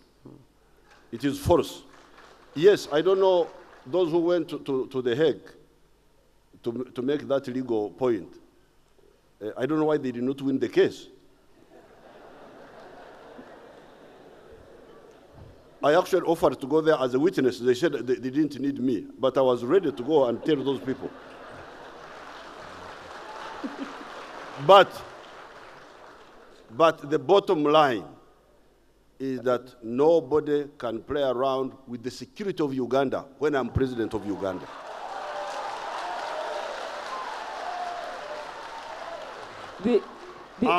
And we have secured the Rwenzori.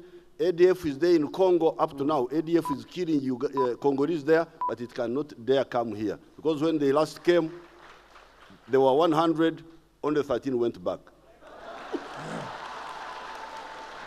The essence of this debate is, of course, to get different points of view.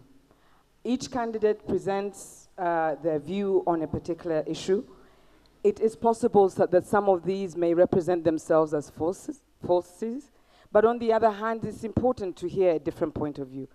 Candidate Yoweri Museveni has put the picture correct as far as is concerned in his own view, and that must be respected.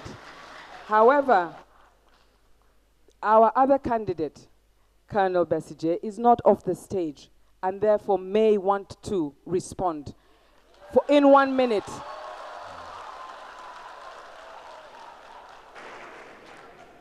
Yes, Madam Chairperson, I quite obviously recognize the role and duty of a leader of a country to defend the people of the country. The point I was simply saying is that in doing so, they must follow the laws and the constitution of our land. It doesn't matter how offended he may be by people who are acting against the people of Uganda, but there are requirements that one must seek approval of certain organs of the state. In other words, the power of the president is not unencumbered.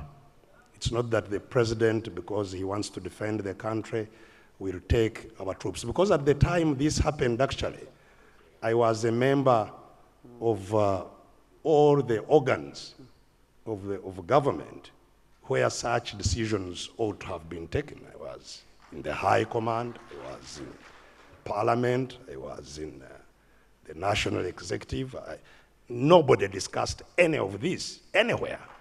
And such an action, however well-intentioned, especially if it ends up lumping a burden on Ugandans of more than $10 billion on an already highly indebted poor country that the president is presiding over, this quite obviously is not excusable. And that's the point I was making.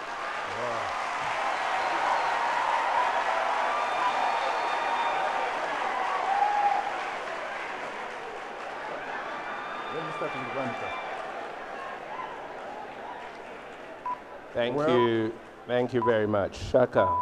Ladies and gentlemen, I think before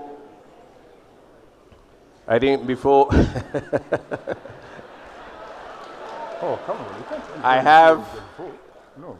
I'm saying before we go to this, should we? No. I think. No.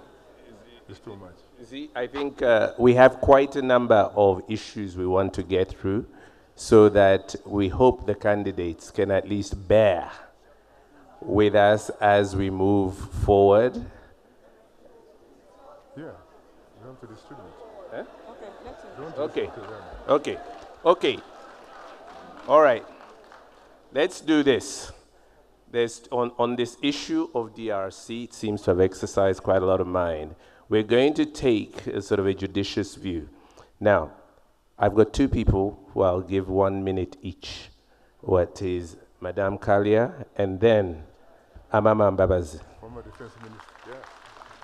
That's fine. Okay, thank you so much. Mine was a point of order. I was wondering whether it's in order for an obvious conflict between only 2 out of 8 8 candidates to take over the whole debate. It's my plea that we actually proceed onto issues because we cannot resolve the conflict between President Yoweri Kaguta Museveni and Kano Chiza Besigye, which is more than 40 years old on this stage now. Thank you. The debate is good. Candidate Amama Mbabazi, 1 minute, please. Thank you very much. You know, fortunately, there is an authority on this issue here on this panel, and that's the one speaking. You may not know this, but I did represent Uganda in the International Court of Justice to defend Uganda. And I just want to inform you that the decision of the International Court of Justice was not based on the legality of the presence of the Ugandan troops in Congo, not at all. The decision of the International Court of Justice was based on the evidence presented by Congo of plunder by Ugandan troops while serving in Congo. That was it. I want this to be very clear. Thank you. Thank you very much. Thank you very much, Joel. Let's talk about the issue of citizenship. The last time I checked, being a citizen means that you owe allegiance to the state. You therefore have constitutional rights. In fact, you could even go further and say inalienable rights, or birthrights for that matter. And being a subject, you have no rights because you owe allegiance to an individual authority. And it is that authority that can give you privileges in return for your services. Now, the question that I'd like to put to Dr. Bwanika is who is the primary stakeholder here in Uganda? Are Ugandans citizens or are they subjects? First of all, we need to address the question of citizenship in this nation. As I talk now, because of the citizenship problems, there are many people from the neighboring countries who are going to vote and decide the destiny of Uganda. As I talk today,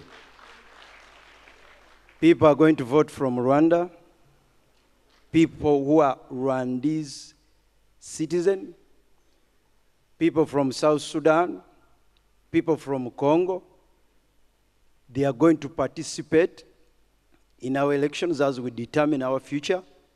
Every Ugandan must be concerned. All of you know that we have a law on the dual citizenship. I looked at a card of a lady from Rwanda. He also has a card, national ID of Uganda. I think these are serious issues. We need to revisit, first of all, the law on dual citizenship in this nation. We need to define, as your question is, who is a citizen of this nation? Who is a citizen? Because when we don't do that, then the privileges that are accrued to a Ugandan citizen are not going to be there. They're not going to be there. And I do believe that this is a huge thing. Of course, we know that because of the cross-border problems, the people from Rwanda, from Congo, some of them stayed here. But you know, doubling as a Rwandese, a Congolese, and I do believe that it is a huge thing that we need to start thinking about. And our parliament, we should enact laws that safeguard our citizenship, which we don't see. And I believe Dr. Abed Bwanika becomes the president of Uganda. This is something that we need to subject to the entire population, and we see how we solve it, because it's a huge thing. Thank you. Do you agree with him, Major General Viraro, retired but not tired? I've heard one of your colleagues in the past saying that this is my army. This is my money. I read three answers in your question. The first one is, can a citizen be a subject? Yes, a citizen can be a subject of the law of the country. That's number one. If you are a citizen, you are a subject of the law. So law and order, obedience, etc. must follow. But the other element is being a citizen but oppressed by the regime in power. That is what democracy must fight. So that must be settled democratically. The element of citizenship now that Dr. Abed has talked about, yes, I went to the border with Kenya. I found that they swamped me from Kenya saying people in Uganda, especially the opposition, are angry with us. They think, so I think during the exercise of writing the IDs, some of these people were compromised. And some people who are not entitled to Ugandan ID got it. So we will need to do a reassessment to know who is a bona fide. That one should take a short time. We need to do a reassessment. So 3, 1, yes, you can be a citizen, but also subject. 2, you need your political freedoms to be respected. The law that says more than 4 people sitting together, that is oppression. That one should go off our statement. Then, lastly, we should reassess those who have this ID. Thank you very much. Thank you very much too, General.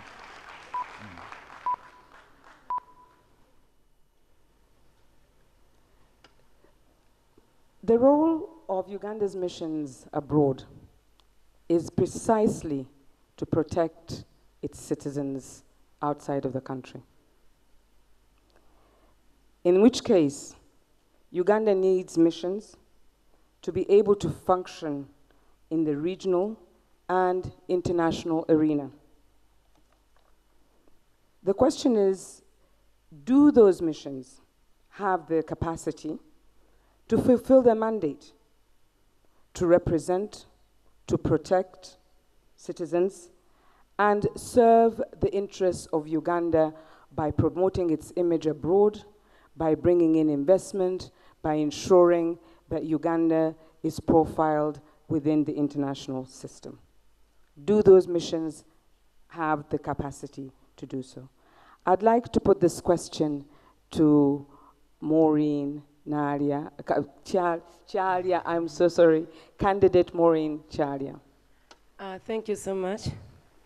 I actually happen to be a daughter of an ambassador for United Arab Emirates, so I might have a clear idea what happens.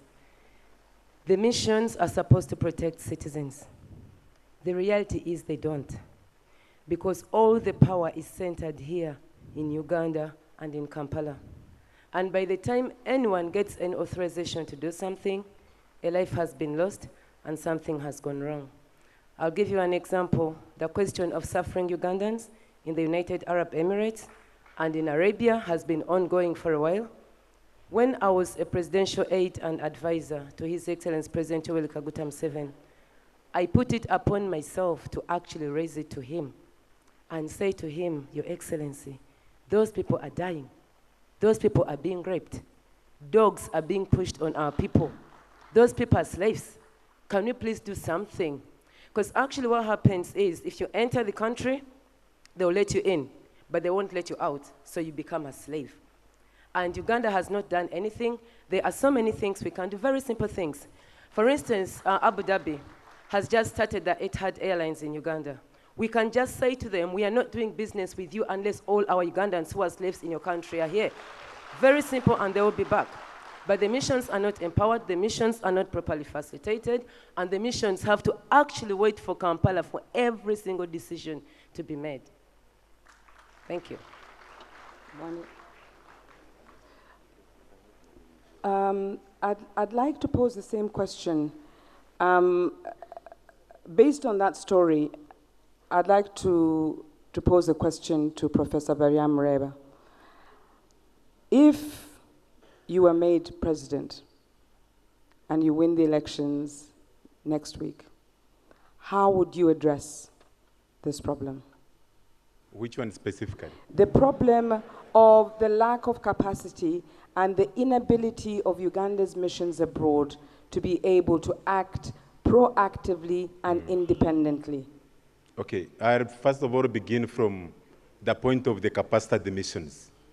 We know most of the ambassadors are political failures. They failed in elections and were posted. That's one. Some of them don't have the capacity. Number two, we are one of the few countries left in the region that when you reach the airport, you have to sign a hard copy paper. So other countries have computerized. When somebody is leaving the country, the information is supposed to be put in the system, and even somebody in Geneva and Dubai, everywhere they are supposed to know this person is coming in this country. And when you land at the airport, you're able to find a way of getting information using the same system to know that this system is here or is not here. The other thing is their capacity. These missions are not well facilitated. So even if some of them are qualified, when they want to be able to address the issues, they don't have the capacity. There are places where you find even they don't have basic needs like stationery. We have been reading about those in the papers. So to me, when it comes to like the case in Saudi Arabia, it's all about how we rate with other countries. Here, the Ministry of Labor, I'm sure it signed an agreement with Saudi Arabia to export our girls to work in Saudi Arabia. So these are things we have to look into. The problem may not be with the mission in Saudi Arabia, it may be here. So when it is here, then we need to work to ensure that when these people are going there, the embassy is aware, it has all the information, and I've also been empowered. When I'm president, which you asked, when I'm president, I'm going to ensure that when we are sending our people to another country, the embassy is fully empowered to handle any issue that arises without consulting Kampala. The expected level of independence of a mission is, of course, important. Our candidate, Chalia, provided a story, which brings us to the question about the relevance of our missions to the ordinary Ugandan. When people talk about foreign policy, international relations, you know, most Ugandans ask themselves, well, what has it got to do with me? I'd like to ask the question and pose this question to General Biraro as to how, if you were made president, you would make foreign missions benefit ordinary Ugandans. Thank you. First of all, foreign policy is about national interests, the execution of national interests, and protecting the people is part of that. Two, when you are engaging with other countries, you are looking for them to help, for instance, in the economic field. And that is done partly by use of our embassies to link with countries that can partner with us economically to help our own people. That's a very, very important link. So we must look at that in terms of international relations. Three, education. Again, our people we are a backward country. We need technology. We need all this. So our embassies, again, can link us with countries that are advanced, and that they have that role to ensure that there is a technological transfer, so that, again, through diplomatic channels, they work with other countries to help our own people here. There are many, many, many ways. Trade is part of that. Getting markets is part of that. So the life of a nation really depends on how well we relate with others for markets, for technology, for the safe passage of our people, etc. I just wanted to say something about what they were talking about. When you go out, you must obey the rules of the other country. But before you go out there must be an agreement, Uganda to that country where our people are going, so that when our people are there, they are safeguarded. An embassy will not be in a position if it doesn't know under which rules the people went there. That's very, very important. Thank you. Ladies and gentlemen, we stood up to sing the Uganda national anthem, and it was followed by the East Africa national anthem. I hope you can still sort of remember earlier this evening. My question to candidate Museveni is, what is this East Africa Federation and what is it about? Is it relevant?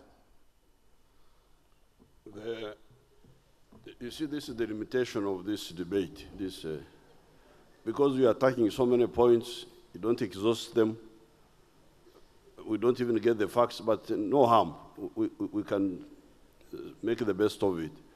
The issue about integration is about two things: prosperity of our people through production and strategic security, two things. But I've got only 2 minutes, I don't know how I can explain that. This is the problem. Now, prosperity. Let's take maize now. In 1986, Uganda was producing 200,000 tons of maize. We are now producing 4 million tons.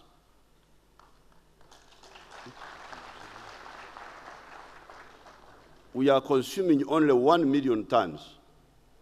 So there is a surplus of 3 million tons. Where do you sell this? If we did not have the market of South Sudan and Kenya, the maize industry would collapse.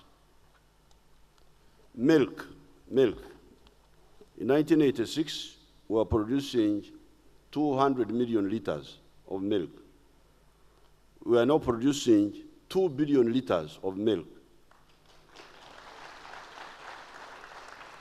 But we are consuming only 800 million. So where do we sell the rest? So that is the prosperity. But the time is finished, I can't talk about security. So, Candidate Museveni. So the federation is about the two words: prosperity of our people and strategic security. If you give me a minute, because... Go on. If you give me a minute. Yes, please, go ahead. The Americans are talking of four-dimensional superiority, that they want to be superior to everybody in the world, on land, in the air, at sea, and in space. And we are sitting here with our little Uganda, and our little Kenya, and our little this. We are not thinking about that. Why should anybody want to be superior everywhere? And for us, we are just sitting here, talking about little things, little things.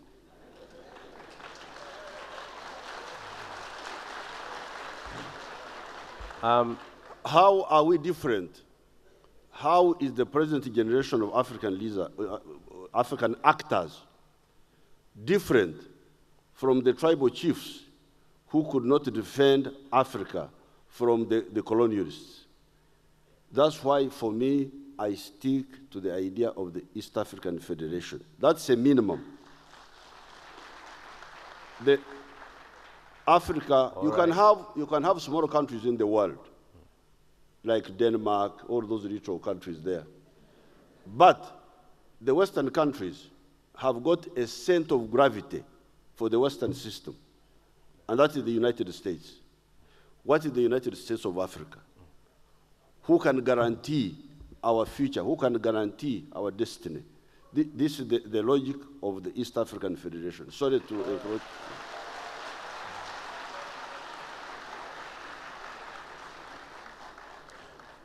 I have one further question on East Africa because of the importance that it has. And if you will, in 1 minute, before I go to the other candidates, you talk about believing in East Africa Federation.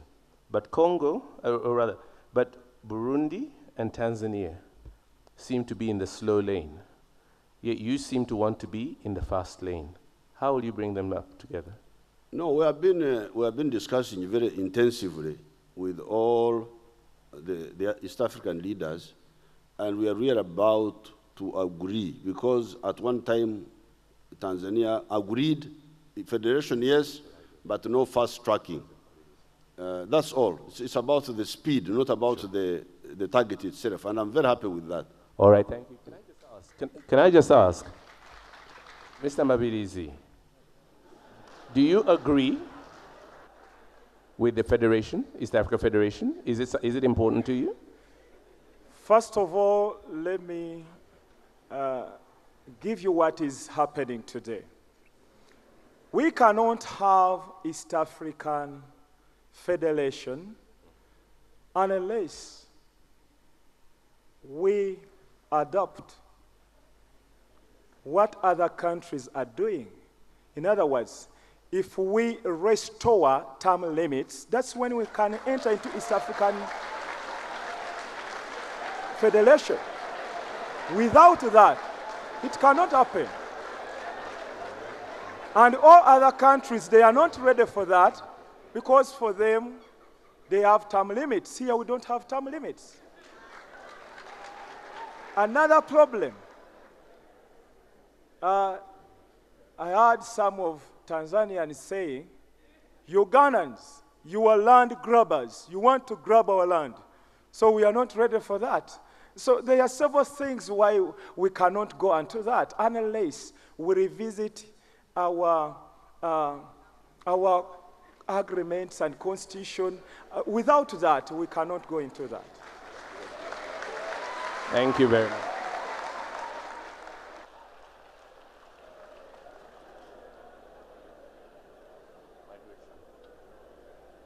Thank you. There seems to be a consensus amongst the people who've spoken last about the importance of integration, about the importance of good neighborness. But with open borders come problems. Open borders come with inflows of all sorts of things. good and bad. Of course, there's in terms of exchanges, economic development, and so on and so forth, that is a positive. The negative, however, comes with crime, it comes with drugs, it comes with human trafficking, terrorism, and all sorts of things that are detrimental to our own development. My question to Dr. Besigye is, how would a government led by yourself plan to open our borders at the same time being able to attain the security of the state?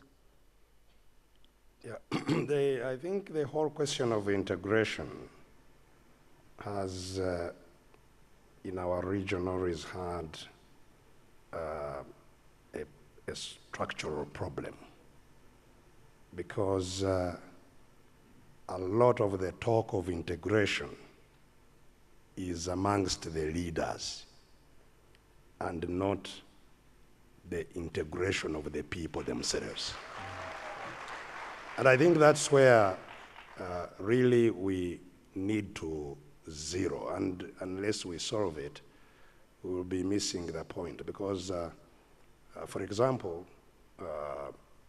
we are fast-tracking integration and maybe having a federation when we cannot even communicate, have no language that unites us, and no effort is being made to make sure that we have a language that unites us, and to make sure that there is integration of some of our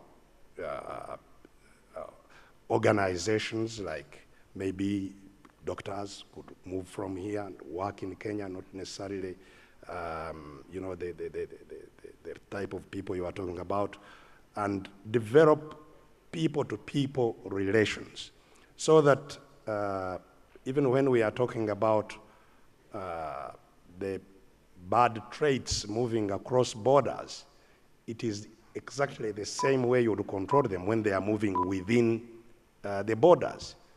So I think that our focus should more be on integration of our people rather than integration of the governments.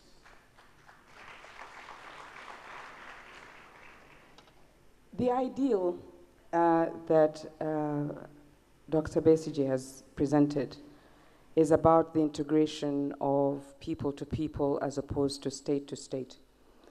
Nonetheless, migration, whichever way it happens, whether it is because of porous borders, whether it is because of closer integration, sometimes, or I should say oftentimes, has a heavy impact on our limited social, cultural, political resources.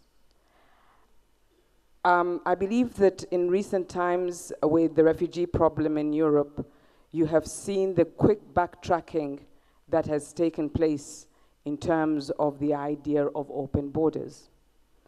And my question to you, Professor Beria-Mureba, is how would you, as a president, find a solution in order to ensure that migration does not necessarily negatively impact our country, our people, and our resources?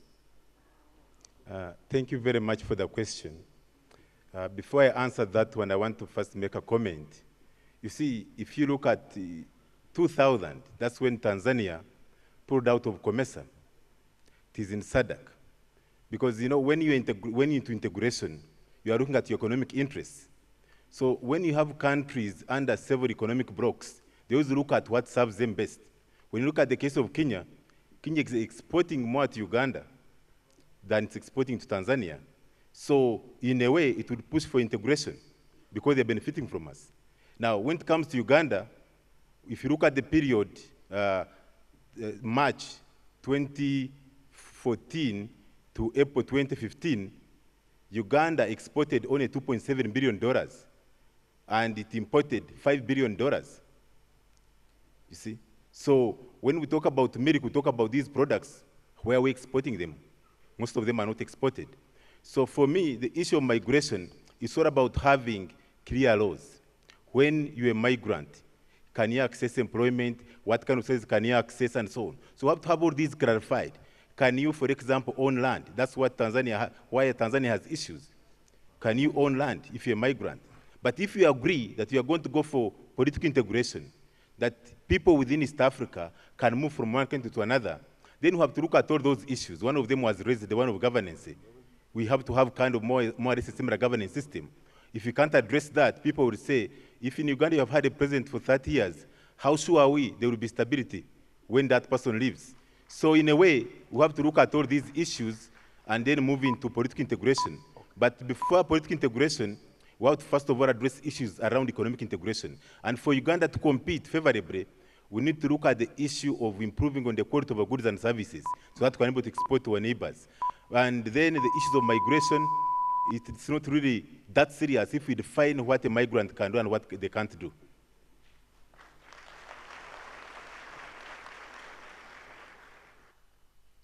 Mr. Amama Mbabazi, you have a very decent manifesto. Looks very optimistic, but is it really realistic? You know, it is often said that when politicians are running for office, they campaign in poetry. They promise heaven on earth, but when they are elected and they go to State House, they do that in prose. The question of international trade, how can the country leverage its comparative advantage, that is rich soils, water, water sources, tourism, and improve its investment capacity in the fiercely competitive global village when you become the next occupant of State House Entebbe? In our manifesto, our flagship program is called the Advanced Sub-County Scheme. It's model. This is based on a partnership between the state and the population. The problem of Uganda is we are not producing enough. Yes, we are well endowed geographically, in terms of climate. We have a wonderful climate. We can produce all sorts of things, but we are not taking advantage of those. And what we're proposing to do is for the state to create a climate, an environment conducive to production by our people. Why are our people, intelligent as they are, hardworking as they are, remained in poverty? It is because they don't have markets, they don't have the ability to expand their production, and it is this that we are trying to tackle. What we have suggested is that in order to attract investment, not only foreign, but all investment, we should make it possible to add value to our things by having industrial production in Uganda cheaply. And therefore, we are proposing to reduce tariff on power so that all producers can produce competitively with the rest of the world. And this will attract investment in production. And I have absolutely no doubt that we will raise our production of maize from 4 million to 40 million tons. And we will get a market. I have said in my government, I will create a ministry for getting a market for Ugandan products everywhere in the world. Thank you very much, Mr. Mbabazi. What about you, Mr. Mabirizi?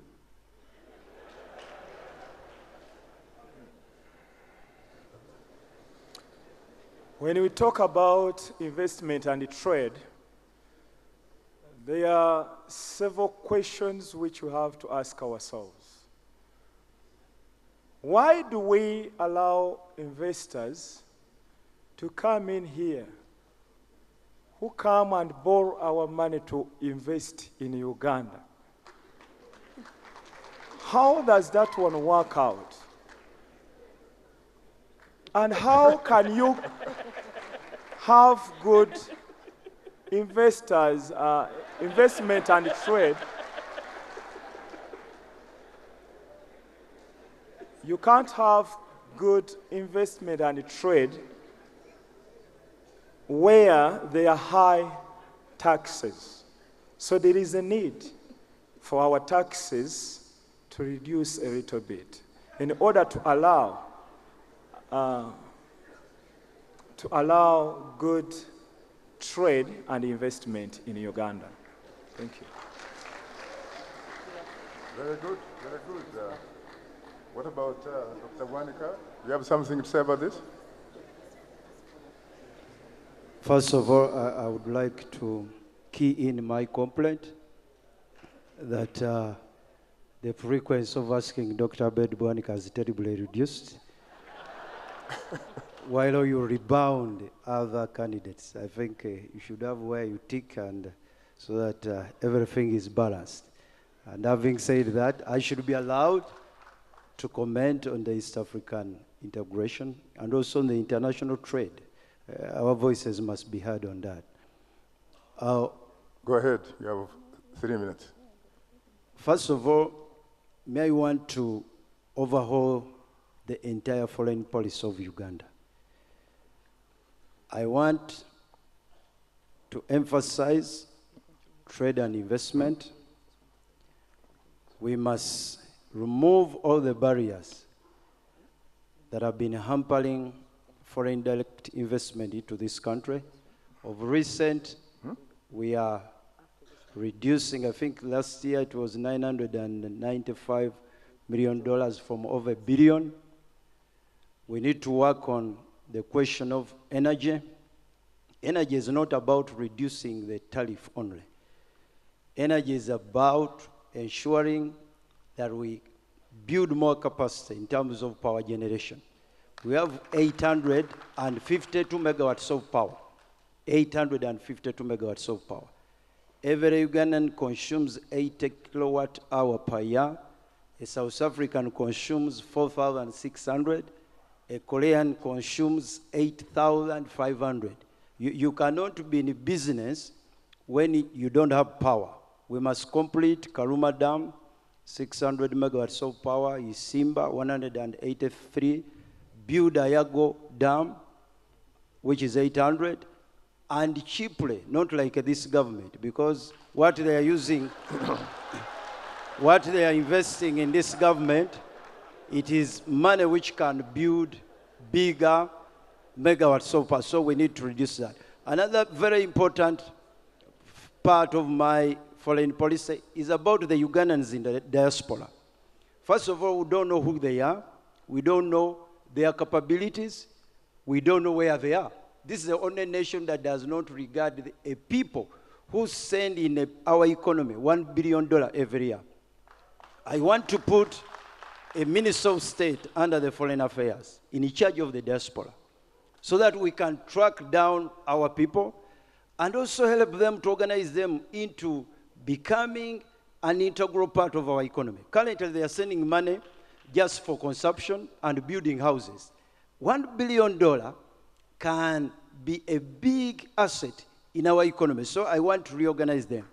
On the regional integration, currently we have so many Kenyans coming into this country. They are buying land, they are in hotels, but we don't have a reciprocal in Kenya. And that is not the weakness of Kenya. It is the weakness of Uganda government. It is our weakness. We have not built our competitiveness. We have not. When you look at the Kenyans, these are smart people. We need to build our competitiveness. We need to work on our infrastructure if we are going to compete. And lastly, on the international trade, I hope you... I gave you a minute, remember? Yes. Minute, etc. Lastly, on the international trade, the East African region is going to be very crucial if we are going to talk about international trade. Currently, the nations have moved away from what we call bilateral and multilateral trade agreements. They have gone to regional agreements. Because the investors and whoever wants to trade with you looks at how big your economy is. Uganda's economy is only 27 billion. It cannot attract even McDonald's in this country. We cannot attract McDonald's. We need the East African congregation. Before even we talk about security, security is good, but we need the East African market to be able to attract investors. Kenya is doing so, and Tanzania. They have diversified their opportunities into tourism. They have these big shopping malls. You know, now in Uganda, the shopping malls are closing, Wichumi is going, the ShopRite is going. That is not a good sign for an economy. We need to look at the East African community, the COMESA. We need to look at all those to ensure that we empower ourselves to deepen the markets and also to negotiate, especially on the World Trade Organization. That is going to be very key if we are going to boost our economy in this country. Thank you very much, Dr. Wanika. Let me go to Ms. Chalia, Princess Chalia. Yes, please. All countries live by competitive trade, and one of the major challenges is how to make Uganda's exports competitive on the world market. How can we make Uganda's agricultural and industrial goods marketable in the international arena? What would you do as a Ugandan, for example, to benefit the majority of Ugandan farmers in terms of exportation? Okay, thanks so much. Before we get to the exportation, first things first. The reason why Uganda has failed to take privileges offered by all the federations, East African Federation, African markets, and other markets is a question of communication. We have said that Swahili is the official language in East Africa, but Uganda has not endeavored to make sure that Ugandans can actually speak Swahili. What that means is that Kenyans and Tanzanians can easily come into Uganda and take up jobs, and at the moment, Kenyan managers are taking up most of the management jobs in Uganda. But Ugandans cannot take up jobs in Kenya and cannot take up jobs in Tanzania. So the first thing that's going to happen is we have to work on the communication and make sure that we can speak Swahili so we can trade in Africa before we can even trade beyond Africa. The things to do are very easy. One, we need to restore the cooperatives, get the people to work together. We need to commercialize agriculture. We need to mechanize agriculture. We need to make sure that foreigners do not own land in Uganda, because I have lived in UK, and whether you're a foreigner or a national, you cannot own land there. You can buy a house, and when you get old, the Queen takes it back. So you cannot own property there. So what that means is when foreigners come in, they'll have to become partners to Ugandans.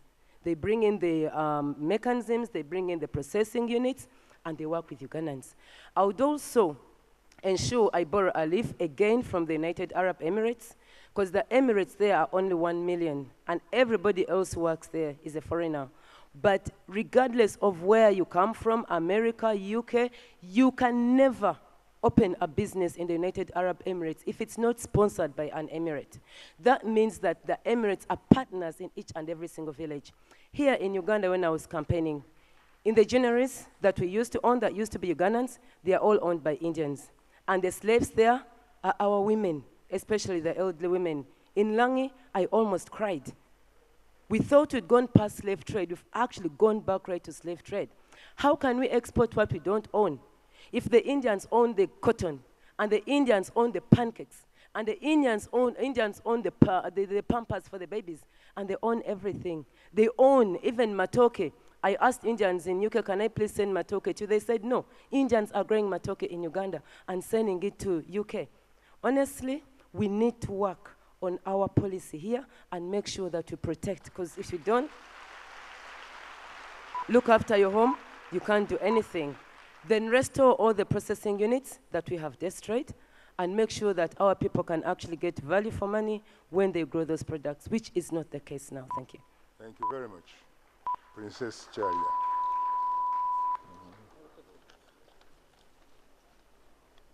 Okay.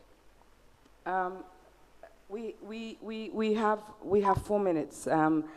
So this is a quick question, and it's a follow-up of what we've just been discussing. The issue of investors, and I think this is really, really important, and the level of ownership. How much do Ugandans own investment within Uganda? Most people talk about foreign investors and the important breaks that they need and they get. The reality is that the primary investors in Uganda are Ugandans and in the diaspora. What would your government do to acknowledge, incentivize Ugandans to continue to invest in the country? And I put this question to Colonel Besigye. Yeah, thank you very much. It's indeed very true that I think our country has been opened not to foreign investors, but to fake investors. Because, you know, you've been having national assets turned over to foreigners under the guise of foreign investment.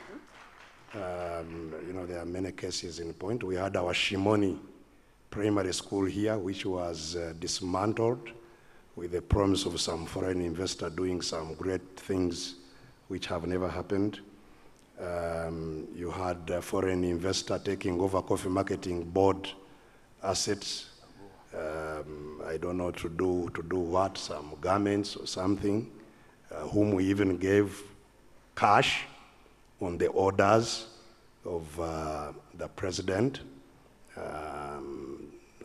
which cash, you know, was just taken out of taxpayers' money. And so the story goes on. We are really not talking about foreign investors. And the reason we cannot have genuine investors is because of the climate in which they have to invest. Because if we have cultivated a state of instability in Uganda, where you have threats of a government, you know, if here president threatening, you know, if you do this, the military will take over. If you do this, and you know, you have citizens being repressed left and right, tear gas all over the town. Investors, genuine investors who seek long-term investment will not rush to invest in this kind of place. And so we have to really go back to the basics, to create a stable, attractive environment. If you have a corrupt, you know, a system which is with systemic corruption, you know, you can't do or turn anywhere without paying, you know, from the secretary to the minister and so on and so forth. No investor will want to come and, you know, a serious investor come and do business here. So I think we have to simply get our house in order and make the country attractive and open to investment. And in the meantime, we must get the Ugandans themselves to have the opportunities to invest and make, you know, credit available at affordable rates. And this is one of the areas where we are concentrating in our manifesto. Colonel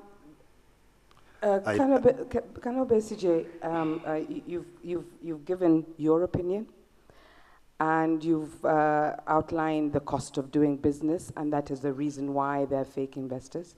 But that is your opinion.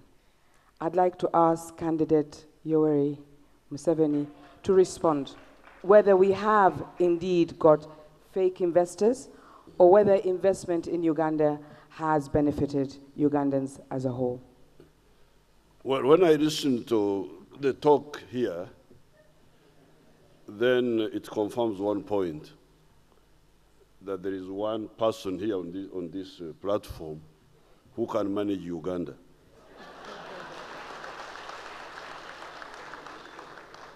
You see, all these people,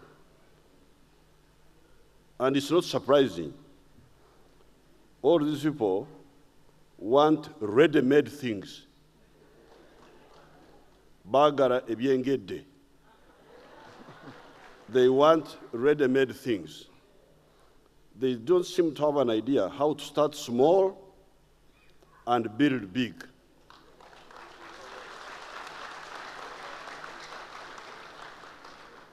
And of course, you know that I have led that process of starting small and building big. And that's why there is a disconnection between me and some of the people, some of whom were working with me, but they couldn't follow what was happening. The issue, you remember I told you about the enclave economy. The enclave economy which had collapsed. Enclave means a small island of modernity in the center of underdevelopment. It had collapsed. Now, we have revived it and expanded it. That has gone with tax collection. Tax collection has gone up because of the investments. But also, there is the question of the business class, the entrepreneurial class. These Indians you are talking about, they are a very dynamic entrepreneurial class from outside. Here in Uganda, if I go back to 1958, for instance, there were only 3 Africans in my sub-count of Ntungamo who had shops selling threads. All the others were the Indians. If you go there now, the entrepreneurial class has expanded. And that's why they have gone into some areas like shops, like real estate. The Africans are active there. But in manufacturing, they are not yet there. So it's a question of time. It's a question of time. Time indeed.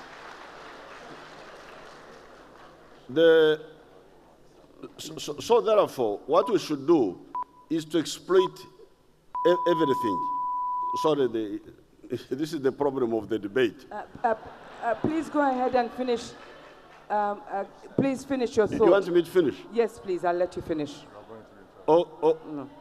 Okay, they don't want me to finish. Okay, I don't finish. Please finish. No, let him finish. So there goes the debate. No. I would like you to finish. And I think as a moderator, I have the discretion. Then I will continue. Then control those people who are on the knee. It is for you. So, for me, I am very satisfied that given what we have done now, the fact that we have, Uganda is now capable. There's nothing we cannot do if we prioritize. We may not do everything at one time, and by the way, that's also another issue. People are talking about the foreign missions and so on. I didn't have time to talk about it. Yes, we have not funded the embassies well yet because we are busy with the roads, with the electricity.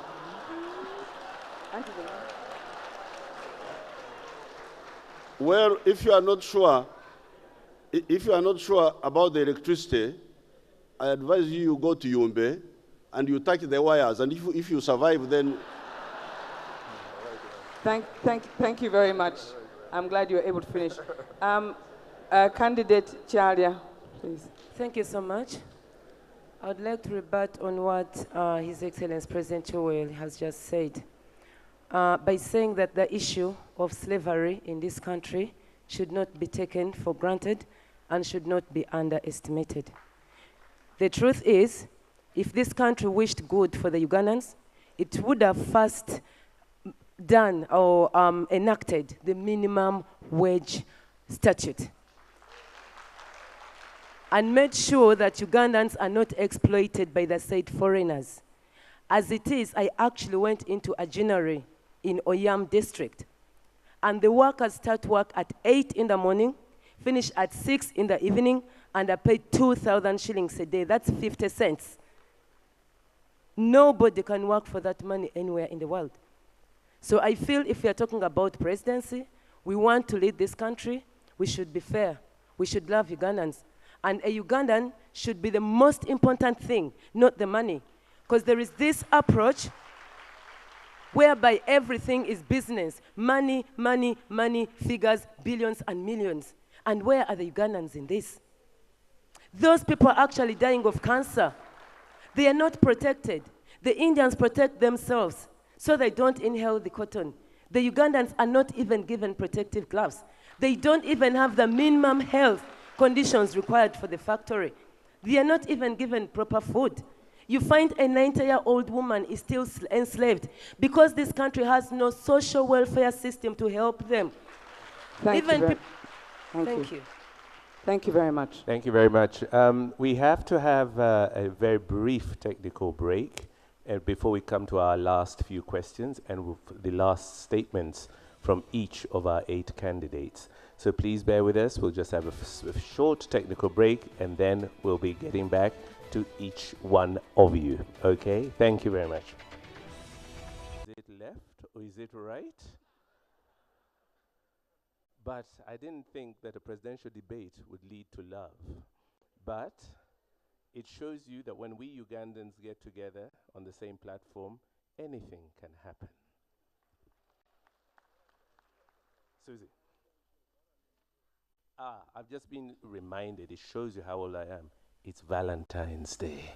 Oh, yeah. And I think each candidate wants a Valentine. Dr. Bwanika reminded us about the diaspora. And the reason why we didn't extend on that presentation is that we already had a question, and the question about the diaspora.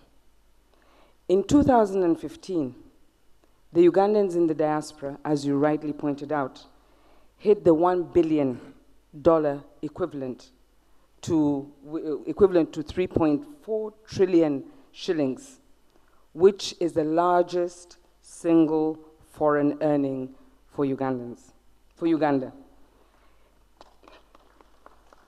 Yet, Ugandans in the diaspora do not enjoy full citizenship.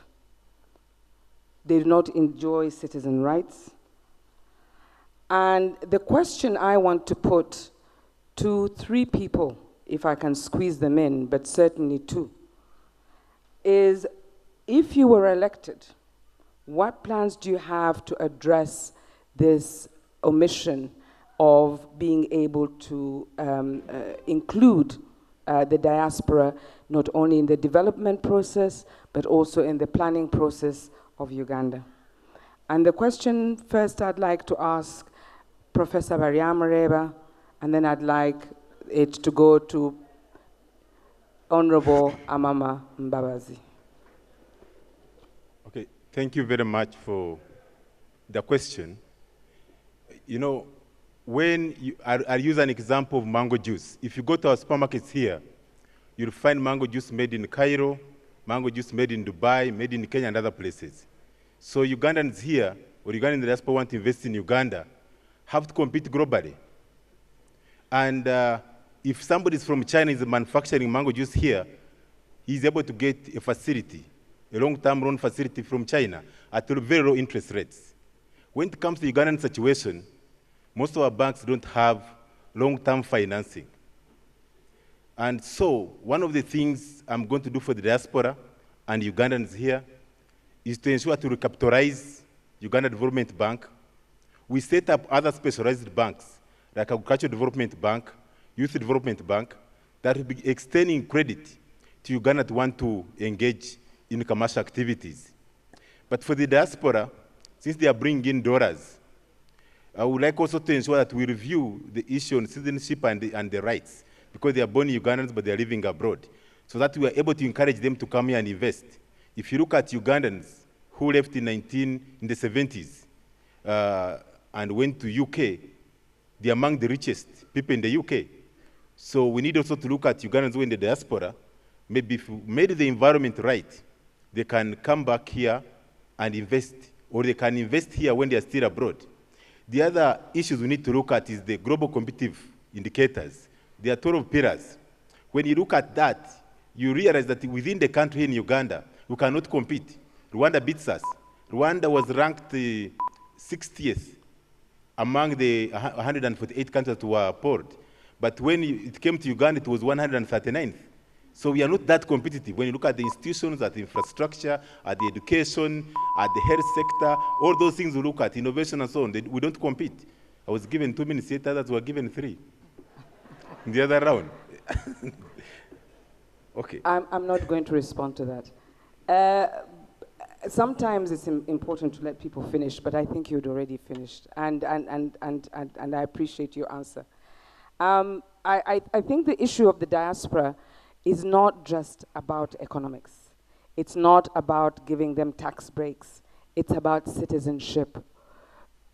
I would like to ask the question from candidate Amama Mbabazi.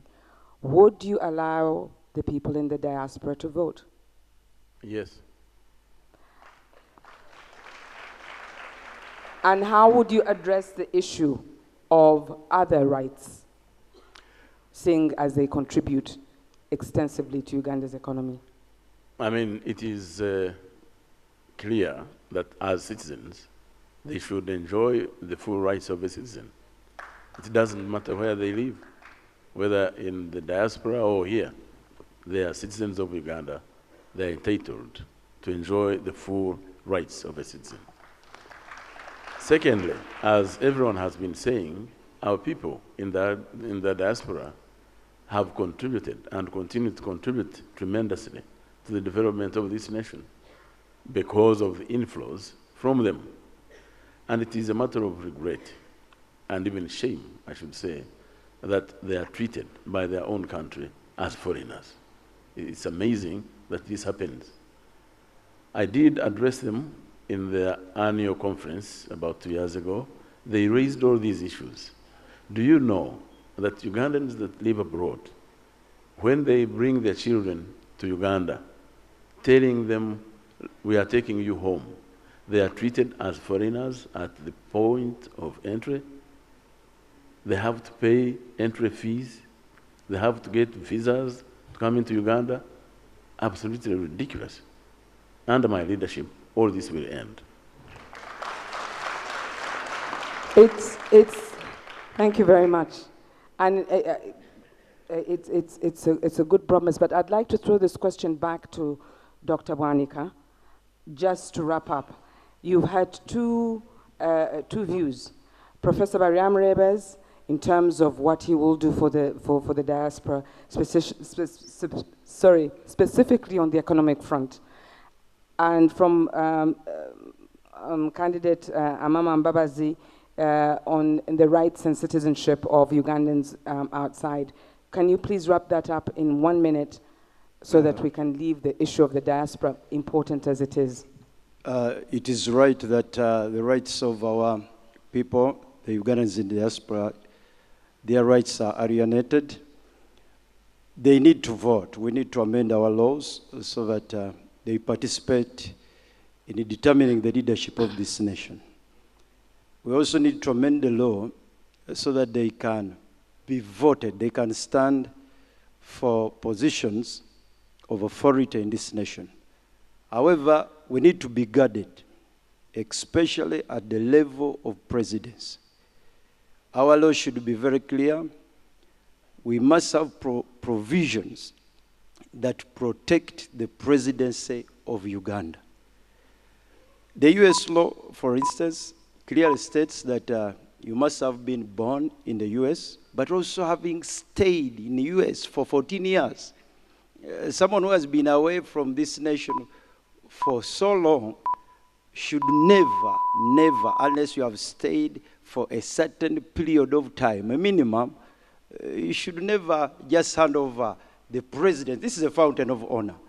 So we should be guarded in those areas. Yeah. They can become MPs, they can do all those things, but for presidents, that should be guarded. Thank you very much. Yes, the other, okay.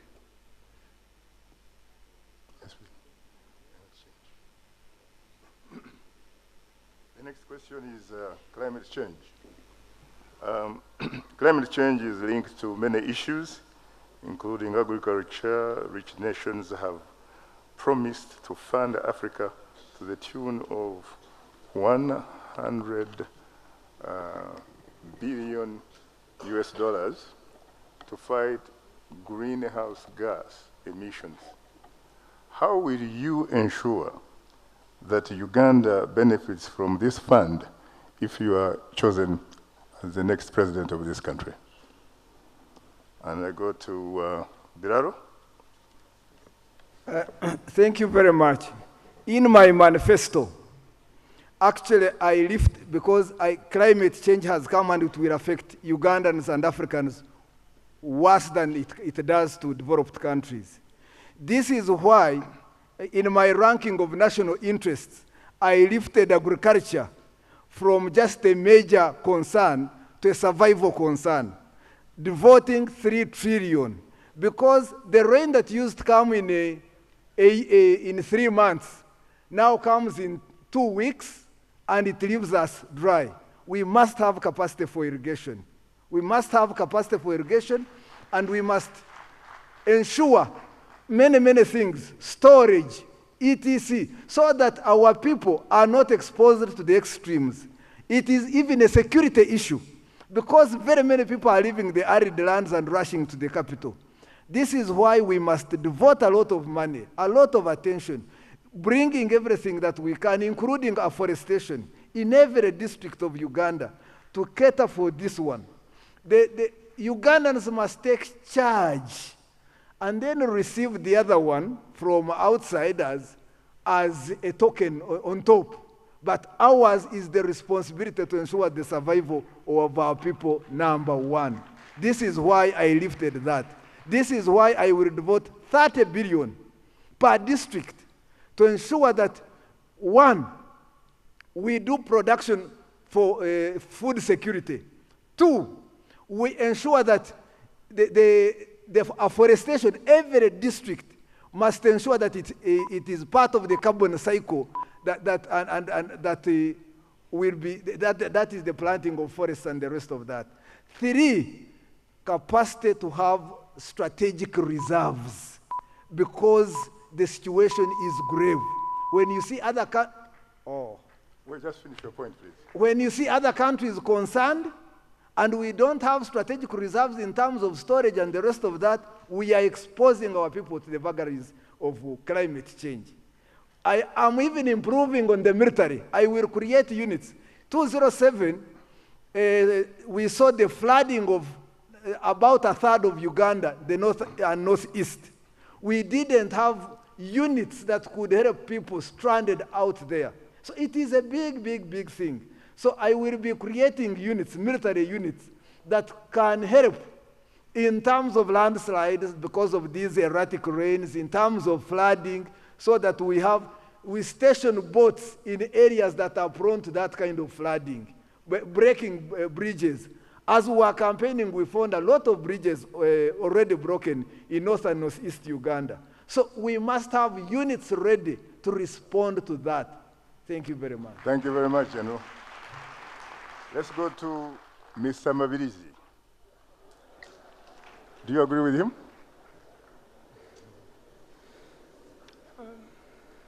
What I have to say about environment, my government will inject more money in agriculture and tourism. That will help us not to spoil our environment. There are some other things which are so dangerous to our environment. When we talk about oil, oil is good, but it's so dangerous to our environment. So we are going to put more emphasis on agriculture and tourism. Thank you. Do you think that oil is a curse or is it a blessing? No, I'm not saying that oil is a curse, but oil can spoil our environment. And when you go to the national market now, oil is going down. So what we can inject, what we can do is to inject more money in agriculture and tourism. Thank you. Thank you very much, Mr. Mabirizi.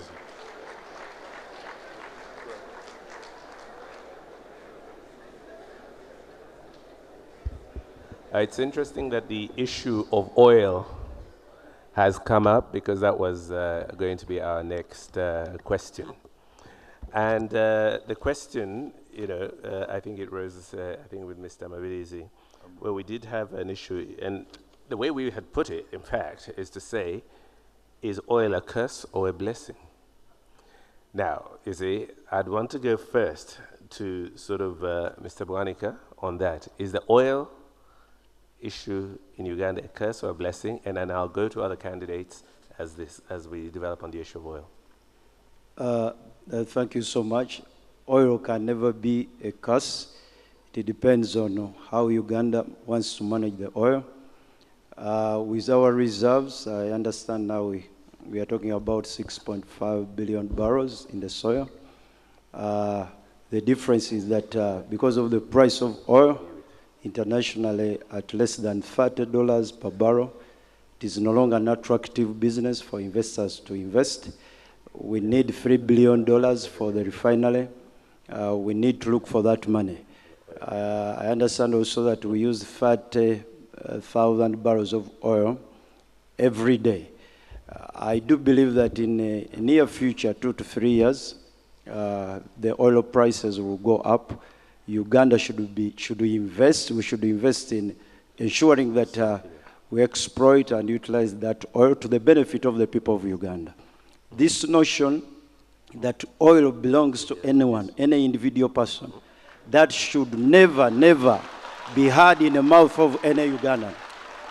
Oil belongs to the people of Uganda, and I want to caution the politicians. Oil belongs to the people of Uganda. No individual in this nation should ever stand up and claim that this resource belongs to an individual. It is a heritage of the people of Uganda, and we should harness it in the interests of the people of Uganda to build our economy. Further, within the oil wells, wherever there is oil, there is also gas. We need to harness this gas so that it can also help us into this question. We are destroying 90,000 hectares of forests every year in this country, meaning in the next by 2050, Uganda will have no forests. So we need to harness the gas resource to help us also to protect our environment. So oil is not a curse. I believe it is going to be a good tool in the hands of a good government led by Dr. Bedboni.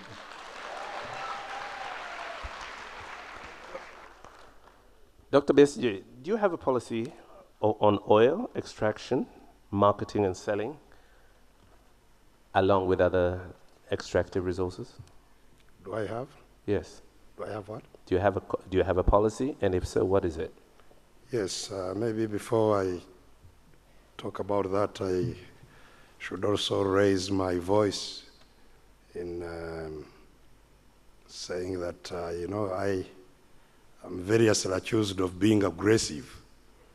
And so I tend to pull back, but it seems the stage tonight is for those who are aggressive. I have hardly had the opportunity to talk as much as the others have. Now, and there were a number of issues. I'll let that one go, sir, but pardon? Please proceed.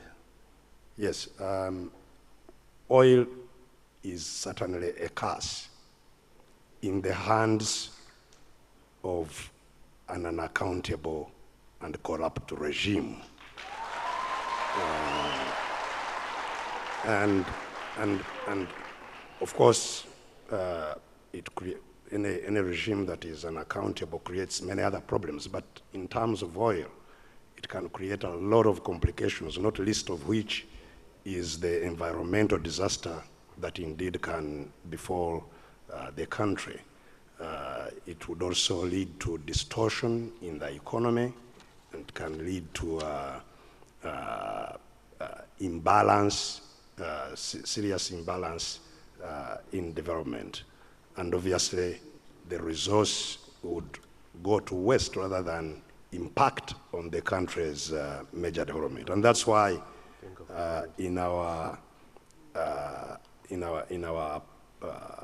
plans, we think that oil should be given a specific attention, should have an authority to oversee its development, and the investments that come out of that should be prioritized for specific areas, and part of that investment should be saved for future generations, not all be consumed today when the resource is exhaustible. And it should also help us to invest in the non-exhaustible resources of our energy, so that it creates the capacity that that lasts forever.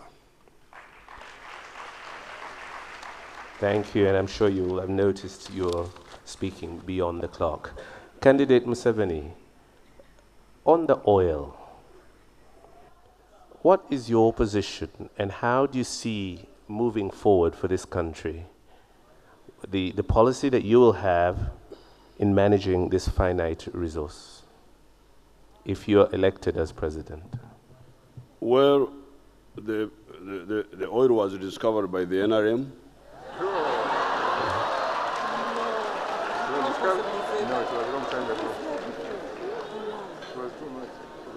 Under my leadership and direct command,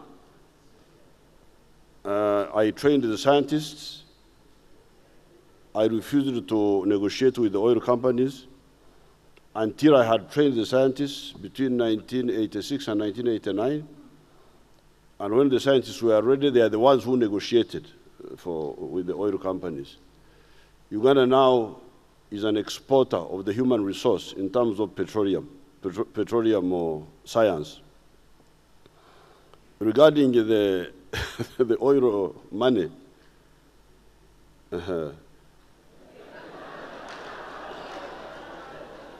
of course, that oil money will be used only for, we have said this before, it will be used only for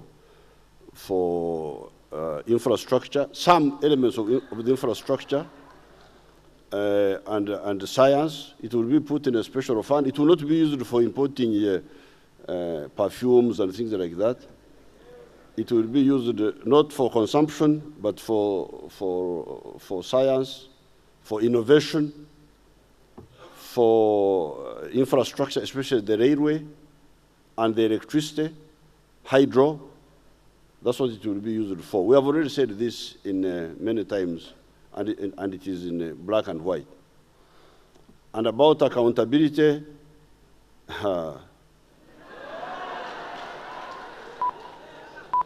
I don't think there's anybody who can be more accountable. Because the law, I reject that, by the way. I cannot accept this innuendos here. The petroleum law was passed by Parliament.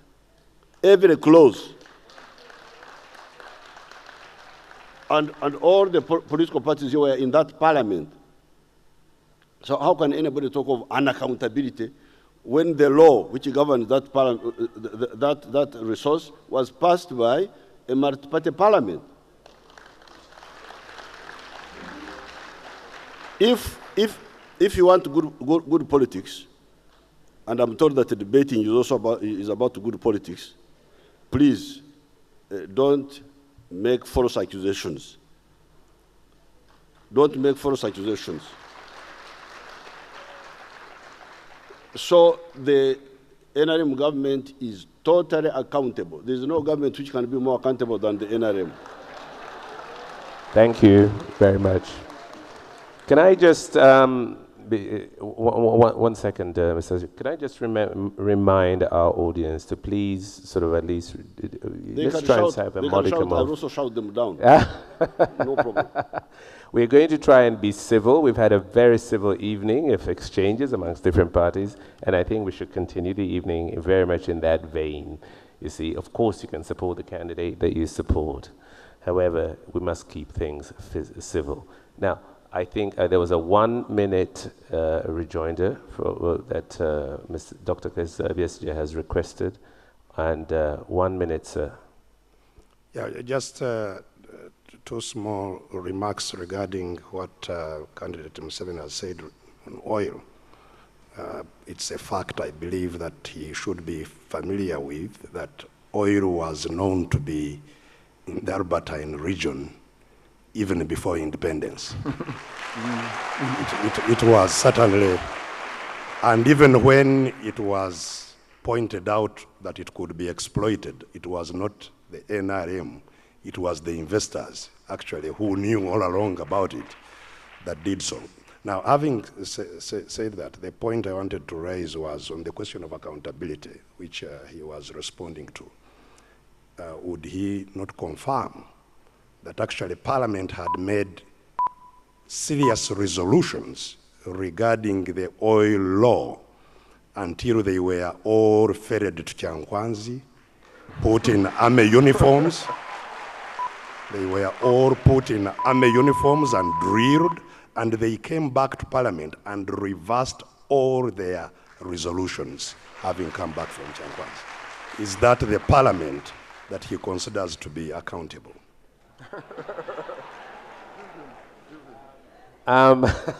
Oil is such an important issue. There's requests from two candidates. One is Madame Kalia, so I will allow a 1 minute rejoinder, followed by candidate Museveni, a 1 minute rejoinder. Please. Thanks. I'm just feeling like a referee and that's it in the debate, because I have not, no. Since we came back from break, no one has actually heard my voice, basically. And it is seeming to be this ongoing. Before I came here, the guidelines I got was we are not going to speak about the past, but we need to move forward because Uganda needs to move forward. But what I'm feeling here is we're just moving back and not giving us an opportunity to actually move forward. Thank you very much. Can I be asked a question? Thank please? you very much. That's an interesting opinion that you have. Thank and as I said, we're still in the debate. Candidate Museveni. Hello. What Dr. Besigye said is not correct.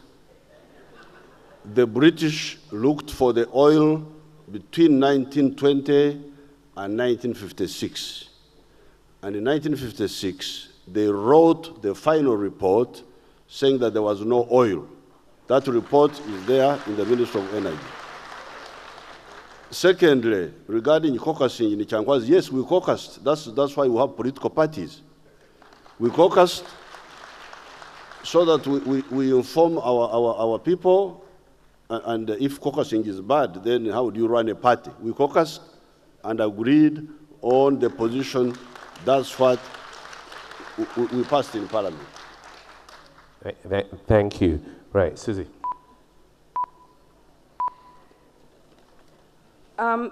Most of the questions have been about what you as candidates can do for Ugandans. There are two categories of Ugandans whose needs and interests are slightly different and just as important. The categories I'm talking about are the youth. And in your manifestos, all of you talk about the youth. And at the political rallies, I've observed and heard about talk about creating jobs, creating opportunities, finding incentives, including the youth in political participation, and so on and so forth. My question, which will go to three of the candidates today, actually might go to all of you if we have the time, is what actual opportunities have you got in play in order to be able to address the problems of youth unemployment, particularly in the context of regional politics and regional integration. And Madame Nadia, Jalia, I'm so sorry. I think I have a fixation with Nadia. I'm very, very sorry. Has indicated that her voice hasn't been heard. I think my friend over here was much more preoccupied with her movements up and down with the different candidates. But the question goes to you. The question goes to you, and we totally agree that the interest of this debate was not to look back, but to try and look going ahead in terms of where Uganda needs to be. So that question goes to you, particularly in light of creating opportunities and in terms of regional trade and opportunities for the youth. Thanks very much. That's a very valid question, and to the right person. Because on this panel, I'm one of the youngest people here, and the youth are the future of Uganda. Right, you have seen me with the president, and you've seen me with Honorable Mbabazi. I think you've noticed that they have engaged the youth of this country, but they are our elderly. And I am more tuned to the youth of the country and more able to actually engage them and get them to deliver. Now, in Uganda, we talk about employment, but that is an invalid English word in this country. Everybody in Uganda is actually born wealthy. In this country and in Africa is where the whole world started. We have the oil you've spoken about. We have the gold. We have the red soil, the only fertile soil in the whole world. We have the water bodies. We have our parents. What has happened in Uganda is the homes have actually broken down, and we have gotten onto the Western, the Western education, Western way of thinking. When you get out of university, you must sit in an office. However, as a nation, if we go back to the basics, if we go back, say, if my father has 100 acres of land, I don't have to own that land to actually use it to produce, and I can be rich. When I was working as an aide of poverty alleviation, I moved around the Mbarara area. I was surprised. Someone would be, say, a cow in Mbarara, wake up in the morning and milk, and send their milk to Kampala. Go to work in the office, come back in the afternoon and cook tea, and then go home to a very big farm. So all the time they are actually making money. Yes, the government favors them, but also they have realized that they have opportunities that they can use. So I am saying to the youth of Uganda, first and foremost, there has been a worry. Just one more second, let me finish this. There has been a worry in the whole country that President Museveni has said he's not turning over power to anybody. We are all going to die. I have spoken to him, and he is here. He has already offered to be my senior presidential advisor if I am president. That is true. Actually, that is true. And I've also already accepted, post the elections, that if NRM fairly wins the elections, I will continue serving Uganda. So we, the youth, are very interested in making sure that we are alive, making sure that we have opportunities, and making sure that we move forward. Thank you so much. Thank you very much. In another way, I'd like to turn the question to Colonel Besigye, followed by candidate Amama Mbabazi. The issue of youth remains burning. Yes, we've had a very good submission from candidate Chalia. I've got it right this time. But I would like to hear about concrete strategies. Parties talk about the inclusion in political, in political parties, political participation, job opportunities. But these are all, I think, what was termed fictional, kind of fairy tales. What are the real concrete strategies that you are going to put in place in order to be able to not only engage the youth politically, but also to be able to hand them the opportunities that they need to be gainfully employed? The starting point is education. We must have relevant and quality education. for our people. And that is why we are talking about vocationalization of education, so that people can learn skills in formal education, not waiting to go to a vocational institute or whatever, as actually used to happen in our country some time back. You know, as students, they would learn carpentry and learn all kinds of other skills while in school. And so we would like to reintroduce vocationalization of education. We'd like to increase institutions that train our young people in relevant skills in our economy, and that are linked to the opportunities that are there in the economy. And so education is key. And we are also looking at having a process of orientation after formal education to link people to opportunities that are relevant to them, and where they have had some kind of interest development for them in the relevant areas. So we are proposing to have institutions actually that manage that transition after formal education.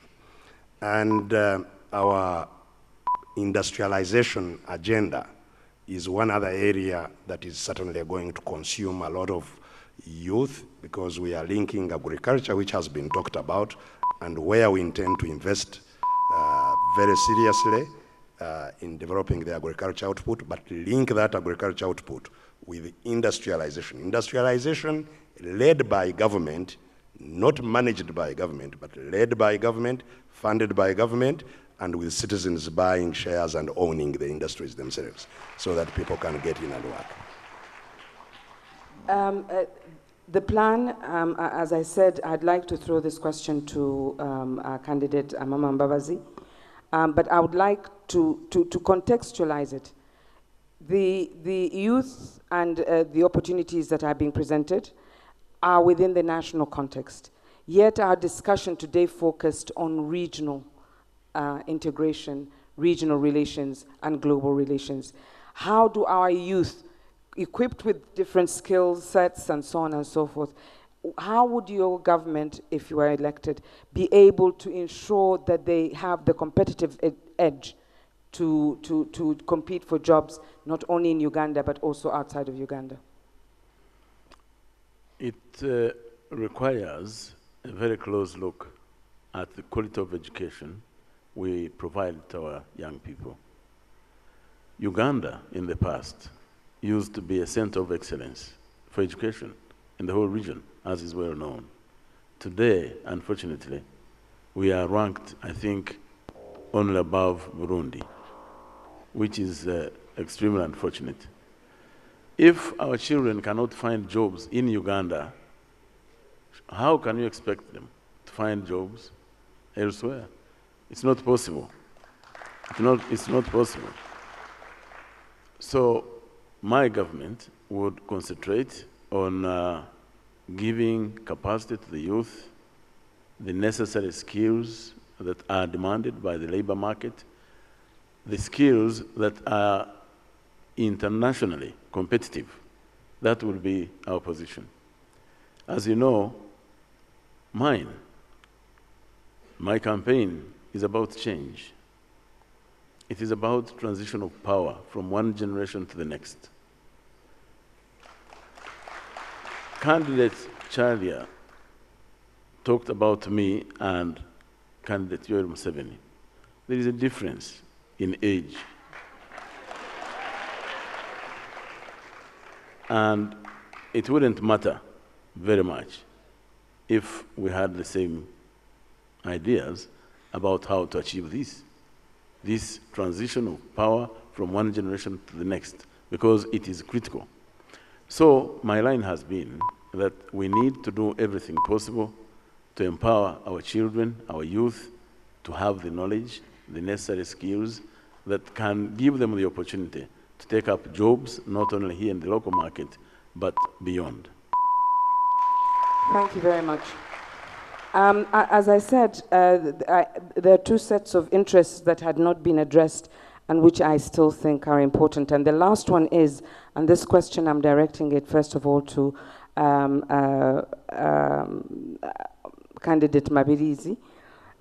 Uganda is a signatory to several policy papers and international conventions on gender issues. And these range from international, regional, legal policy frameworks in how to ensure that policies address the constraints faced by female farmers, and female representation in key government programs.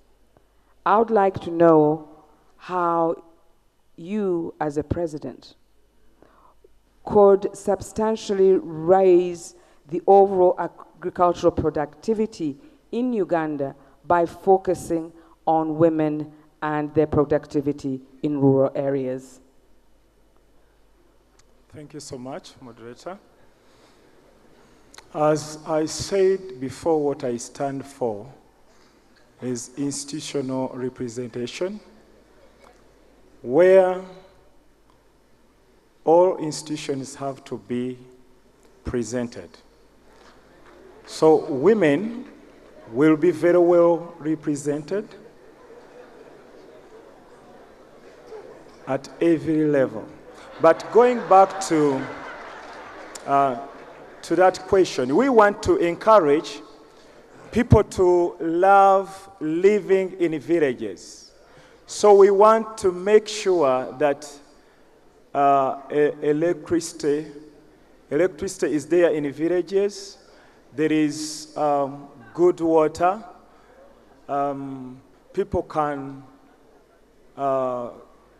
get whatever they want when they are in villages, and the transport is very well.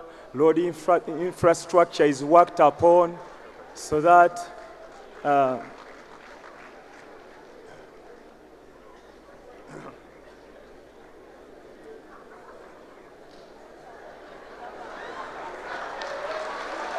Thank you. Thank you very much. It seems you wanted to give me back some of the time, but thank you very much for your response, and I'd like to throw this question and move it to candidate Yoweri Museveni.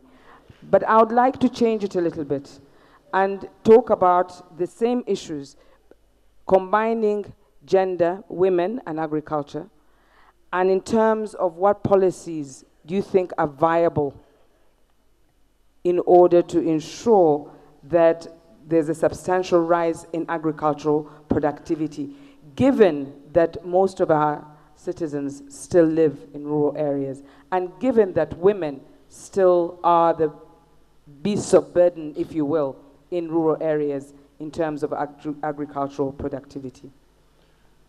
The women in agriculture are part of the family units, mainly. Husband, wife, sister, they are part of the family unit. There are few female-headed households, they are also there. But since agriculture is linked with the land, it is better we regard them as, look at them as family units. The agriculture in Uganda has been having two problems. Problem number one has been the residual elements of traditional agriculture. Because when people talk about Africa, they don't know that there is also traditional way of life, like the Karamojong. The Karamojong are still living, have been living a traditional life. So the first challenge has been to convert them from traditional to commercial agriculture. Then the second challenge has been, once they convert to commercial agriculture, Then they have the problem of, I normally say, do it with echibaro. Echibaro with the, echibaro means with the economics, with some economics. Like for instance, if you take West Nile, they grow tobacco, but tobacco is not profitable on a small scale. So then the third problem is land fragmentation. So these are all issues we cannot handle in a very short time. But once you handle that, then there's a question of seedlings, which we have handled. Seedlings, good quality seedlings, those are available from the government research institutions. Many of them are available. Then irrigation, and then finally the irrigation, and then finally value addition. No, but also the use of fertilizers. These are all elements that will help the rural people to farm better. The women have particular issues because they are part of the family, but sometimes they are independent. We have set up the Women Fund. They can access that directly. Thank you very much. Thank you very much. Thank you. Thank you too, Susie. Could each of the 8 presidential candidates please answer the following question? What is the single most important decision that you have made during your public life? And what about the single most regrettable decision or mistake during the same period? I begin with Bwanika. 1 minute, please. I have to think through. The single most important decision? Correct. No catalog. 1. It is when I gave up my job at the university to come and volunteer to serve the people of Uganda in a church that I lead. That was the most important decision that I gave to the public. What about the single most regrettable decision? The single, I need to think through again. The most regrettable decision, I can't catch one at this moment. Thank you. Probably Mbabazi? Probably not doing it earlier. Probably not leaving the university earlier. Amama Mbabazi? I think the single most important important decision I made in public life was my decision to fight for justice, for democracy, and for the great welfare of our people. I have been in it, I have lived it, and I will die fighting for our people. Single most regrettable decision? The regrettable decision I made, there are many. No, 1. No catalog. Only 1? Yes, please. The worst? Yes. Regrettable. It was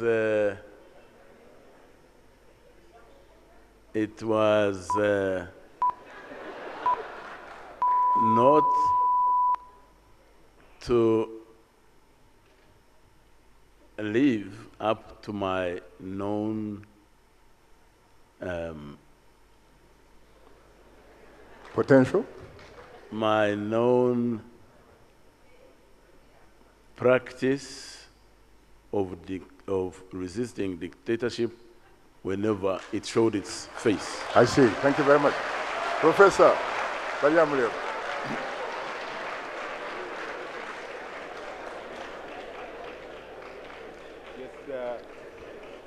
Single most important. Yeah, the single most important decision I've ever made is after my PhD, I was offered several jobs with a lot of money.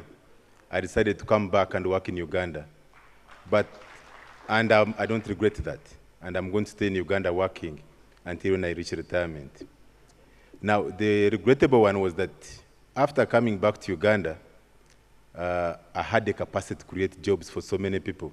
Instead, I decided to be employed. So, but if I had gone into creating jobs, I would be employing close to 1 million people now.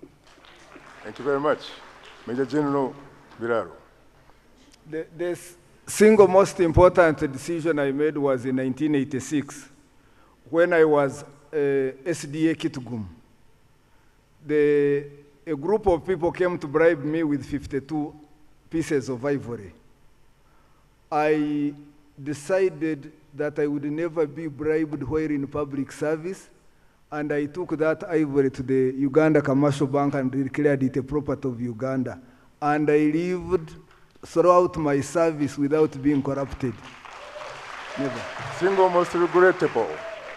Where it's nonsensical because I neglected my health during this campaign, and they diagnosed me with some ulcers, which was, it was stupid on my side to have done that. Thank you very much. Next, Colonel Dr. Chiza Besigye. Yeah, important decision.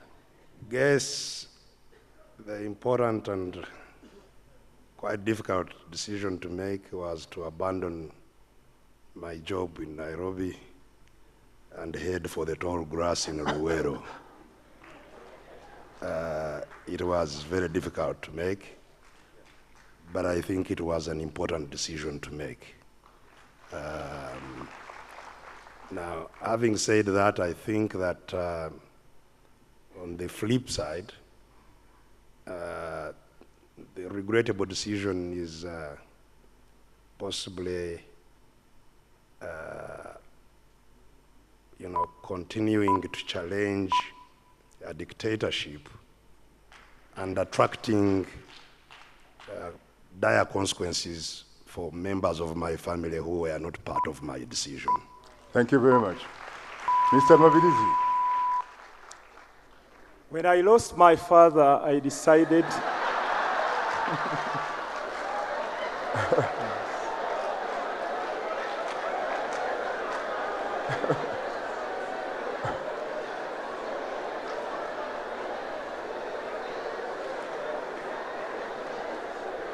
Please. When I lost my father, I decided to go and work, look for money and pay my school fees. The worst one is when I decided to carry out mock elections, and people turned up very many than I anticipated. That up to now I haven't released the results. Very interesting.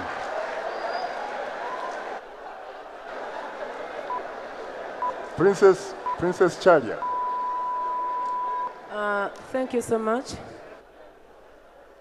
The most important decision I made was in July 2012 when I decided to take up the initiative and ask President Yoweri Kaguta Museveni to work in Busoga region under poverty alleviation. I got the privilege to interact with the poor. I got the privilege to realize that actually Busoga is the biblical Garden of Eden and that there is so much beautiful things there. The worst decision I made is being self-centered. Because in Jinja district, where I had won a court case to go to parliament, the member of parliament who had rigged elections actually did not have qualifications, did not contribute anything in parliament, did not contribute anything in Jinja, and continues to be a problem to Jinja because of me. So I regret having left her there because the people of the district have suffered because of me. Finally, last but not least, candidate Museveni. Well, I had two candidates for the most important decision, but I think maybe the stronger one. Just one, please. Yes, the stronger one. The stronger one would have to be one. Was 1966 when I decided to put all my university choices to the University of Dar es Salaam. And in so doing, I ended up linking up with Mwalimu Nyerere, with Samora Machel, with the people who ended up being very useful. I think it was one of the most important. There was another one, but I think this one was stronger. Very good. What about the single most regrettable decision, sir? The worst one was when I delayed to shoot Idi Amin's soldiers, and we ended up losing two of our colleagues on the 22nd of January, 1973, in Mbari. I think that was the worst. Thank you very much, sir. Thank you all. Thank you. Next to you, Joe. We're about to wind up, but we did feel that two things, that there should be at least a couple of questions from the public. And due to time constraints, we won't go into all of them. However, there are two questions here that I must ask, and they're being directed by members of the public to the particular candidates. So it's not so much the moderation team. The first will go to candidate Mabirizi, and the second will go to candidate Yoweri Museveni. So the first one from the audience. Why did it take you 30 years to realize you are not comfortable with the way the state was run?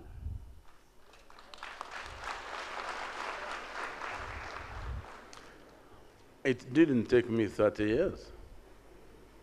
I realized it much earlier, and I had hoped that as we went along, corrective measures could be taken so that we move in the correct line, really. So, secondly, when you are in public affairs and you're handling public things, you have to be mindful of balancing all sorts of forces. For example, I believe in a balanced diet of development. Incidentally, I had not been given 3 minutes, which my other colleagues had received, so I hope... No, this was meant to be 1 minute. With respect, this is only a question from the public. It isn't from us, and it's directed to you and the other one to candidate Museveni. But please finish the point you're making. Yes.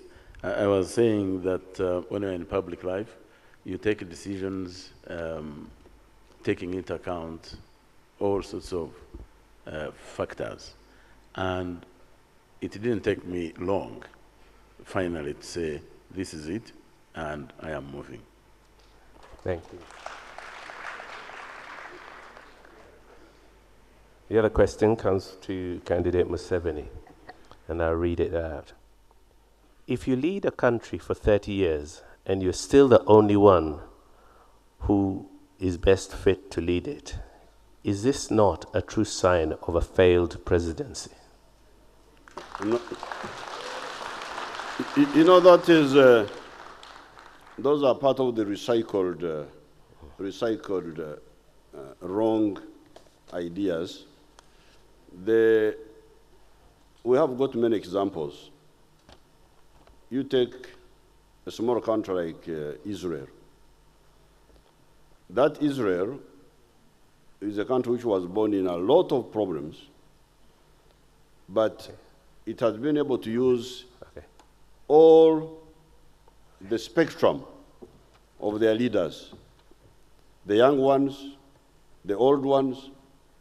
Since independence, even before independence, since the resistance, all these leaders have been available. So I am not able to understand the obsession of saying that the old cadres must not be available for service. That's what they are saying. After it is the people who elect. I don't elect myself. If they say,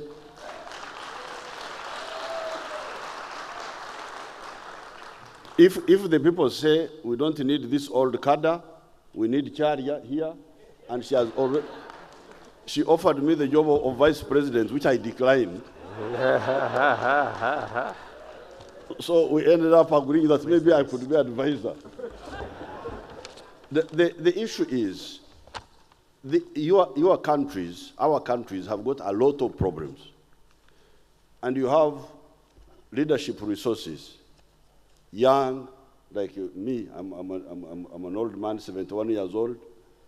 Young ones like this one. What is the problem? If you make all this spectrum of these leaders available to the public, then they select from those.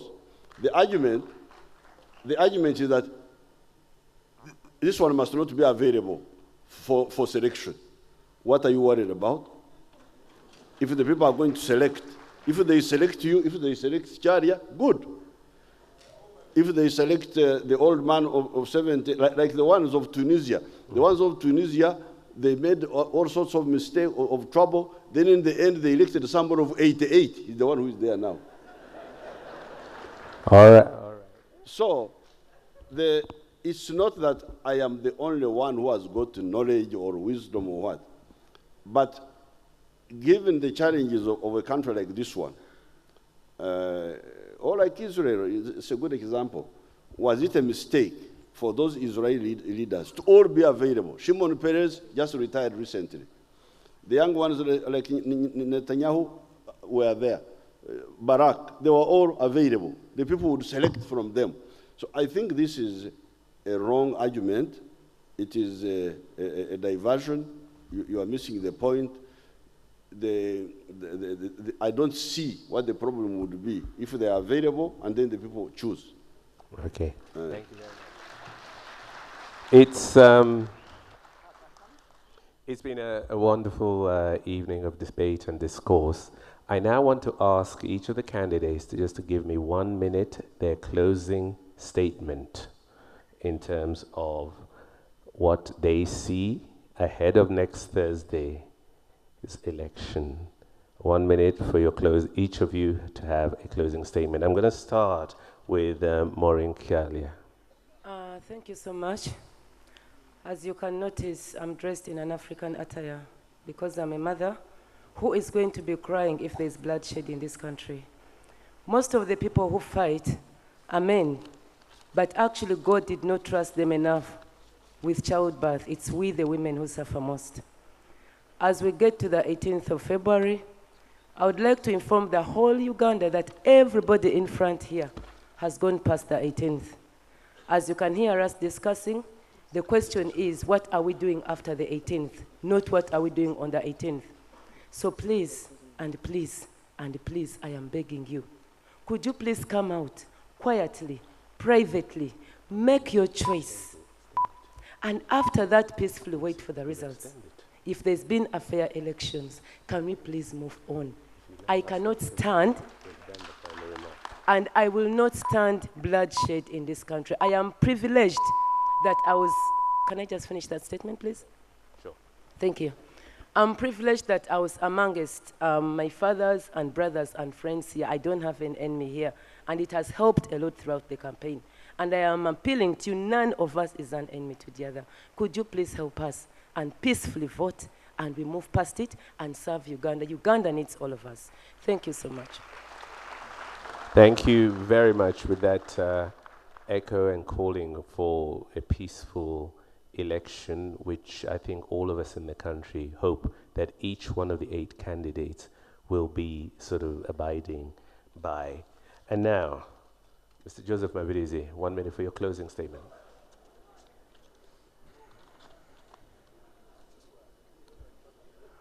I just want to ask all Ugandans to trust me with your vote. I'm the youngest candidate here, and I believe that Uganda wants new breed, new blood. So please vote me in so that we can have new ideas to build new Uganda. So my sign is a ball which represents unity. We want all Ugandans to be united. So my symbol is a ball, and I will work with all these other people. You have seen them that in some of the things, they are more conversed than me, so we need to work with them. You know, engineers, always engineers, they are not talkative, they are doers. So I'm a man of action. So please vote me come 18th February. Thank you so much. Thank you very much. Kiza Besije. No, the country is worried. The country is worried about what could turn out to be a disaster following the 18th. And worried they should be, because as I pointed out earlier, we have never had any peaceful transfer of power from one leader to another. And I'm actually surprised that candidate Museveni is talking about people being all right for people to elect whomever they want, however old, when he did not respect the election of 1980. There was an election. Dr. Apollo Milton Obote was elected, and he headed for the tall grass to fight. And that was precisely because not every election is a free and fair election. Now we have a verdict of court that the election was actually not free and fair. We have views expressed by the entire country about the state of the Electoral Commission and the fairness of elections in this country. So everybody should be worried. And I hope that, you know, the Forum of Elders and all other people who are concerned about the stability in this country, that they really weigh in, because already the signs are not good, with all these crime preventers being armed and uniformed and all these kinds of things. And the statements being issued by all kinds of senior people about not handing over power and the rest of it. It's all worrying. But I would like to conclude, if you'll allow me, by being hopeful. And I'm an eternal optimist, and that's why I never give up. Uganda has a wonderful opportunity. And I believe in the young people of Uganda that I have seen come out so strongly in this election and, you know, express very strong sentiments of how they will carry the country forward. So I'm sure that we are likely to have change, and that the urgent duties that need to be attended to, the unemployment, the decayed healthcare, the education problems, the infrastructure problems, that they'll have hope. And this is why I have said that we offer swagger in the next election. Candidate Biraro. I have two requests. The first one is that the people of Uganda resolve the stalemate we had between 2011 and this election by electing a government that will unite all the people of Uganda, which I'm willing to head. That's the first, yes, umbrella. The second one, a little strange to many people, on the 17th we will not be campaigning. And I'm asking every peace-loving Ugandan, every religious leader, to join me in a fast as we pray for our nation, and we pray to God.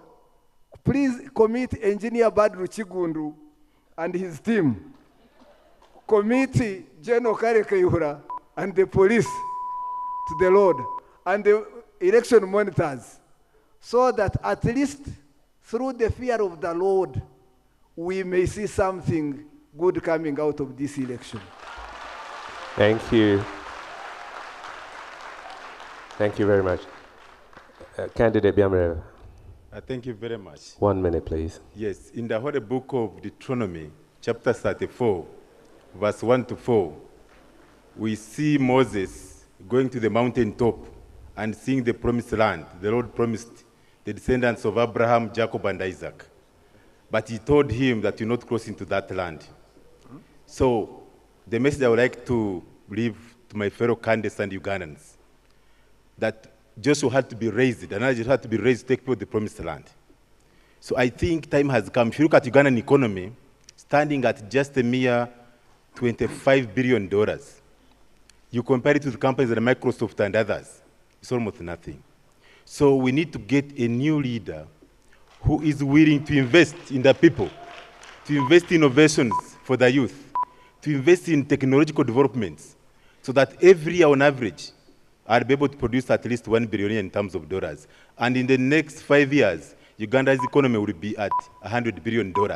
And with that, I want to assure you that if the economic fortunes of this country will turn around, so I'm your candidate. Come 18th February, I need your vote, and I'll be your best president ever. Thank you very much.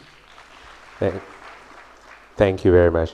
Candidate Mabirizi, please. In our neighborhood, I have a friend. He's called J-Pam. John Pombe Amos Magufuli.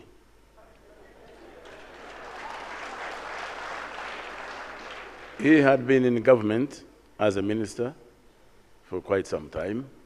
He was recently elected president of Tanzania. And the day he swore to be president is the day Tanzania began to change. And it is acknowledged that the changes that are occurring in Tanzania now are phenomenal. Tanzania indeed has had a history of change from Nyerere every 10 years, and Tanzania has progressed beyond imagination by any of the neighbors. I appeal to the people of Uganda. It is time for change. On 18th of this month, you have a very important decision to make, and it is within your power to do so. Whether Uganda remains as it is, or whether Uganda changes. Thank you, sir. I think we have made our case, and the people of Uganda, they have heard. 18th February is the coming week. The people of Uganda should be given opportunity to elect a president that they deserve. Also very important, whether these elections are going to end peacefully or violently, that is in the hands of Dr. Badiri Chugundu. If these elections go violent, Badiri Chugundu and the team, they will be the ones to blame. They should ensure that they guarantee the people of Uganda a free and fair elections for God and my country. Thank you. Finally, 1 minute, candidate Museveni. 2 points.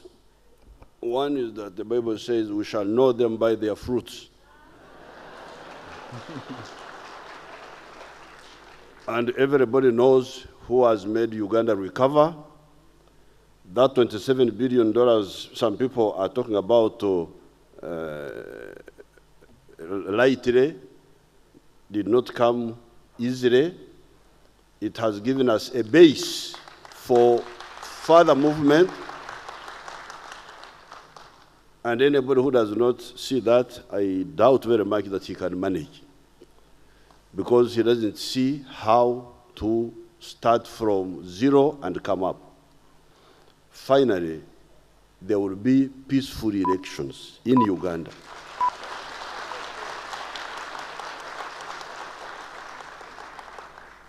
Nobody can disturb our peace. Anybody who tries to do that, we struggled against so many problems.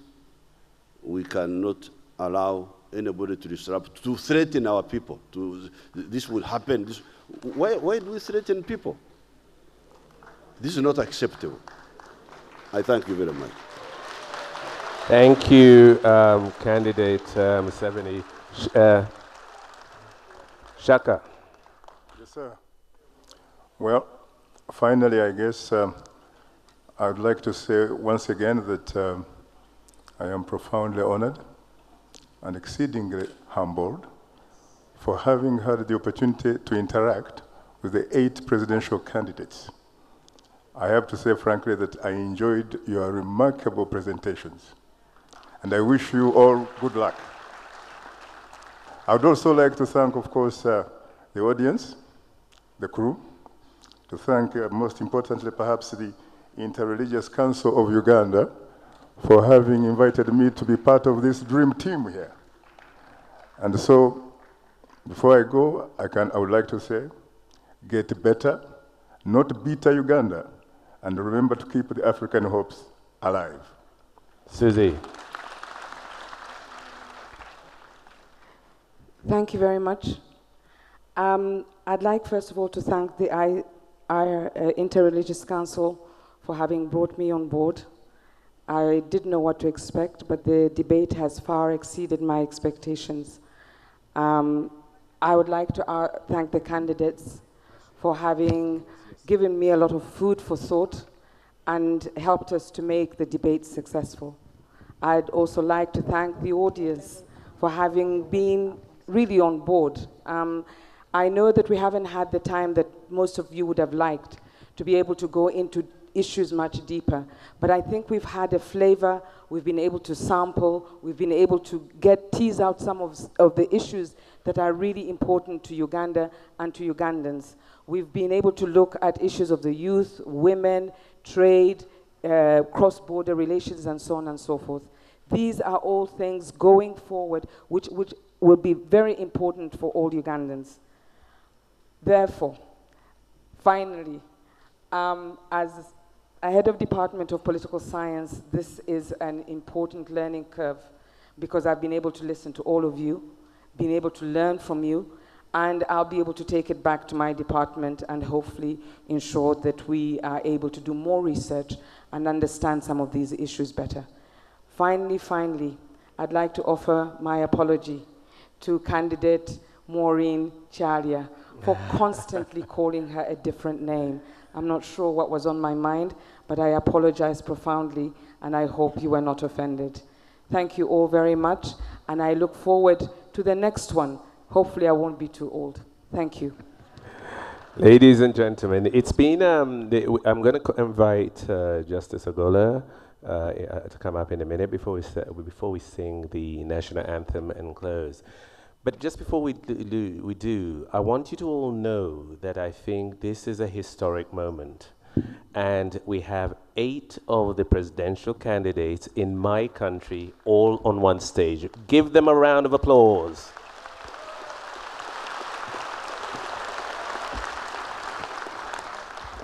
It's been my pleasure, you see, to be able to at least lead this team of eminent people that have been here to put questions to you on the behalf of our compatriots. So thank you for being able to sort of take our questions in the good spirit, and of course, to know that, you know, this is for the benefit of each one of us and our children and future generations. My name is Joe Chibazo. It's been my pleasure to be one of the moderators here. And now I'd like to invite Justice Ogola before we close.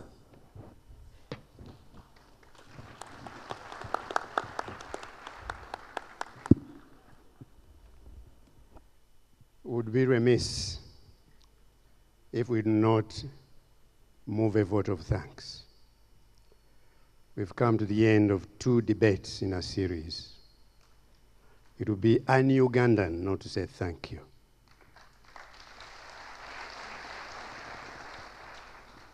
Thank you to the candidates who gave us a treat tonight. Who will ever forget candidate Chalia walking along the aisle with seductive candidate Yoweri Museveni? But who quickly got snatched by the amorous candidate Amama Mbabazi?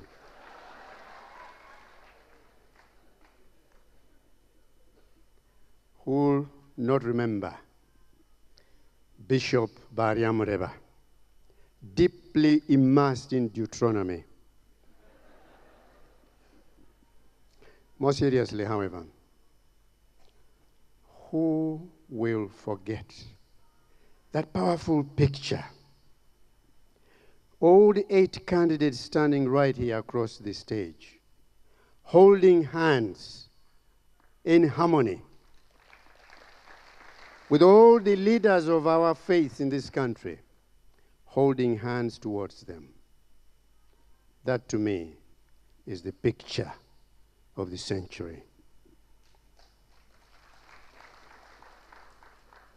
Thanks to the moderators, the analysts, they were not here, but they are in the back, the MCs, the production unit, Nexus, NTV, and all other TV stations and radio stations that carried this wonderful, wonderful debate tonight. You, the live audience here in this hall, which includes distinguished election observers from all around the continent and the Commonwealth.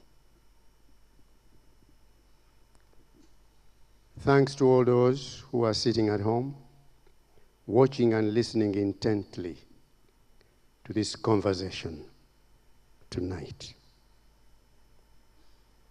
UNDP for having supported the whole thing, the 2 debates.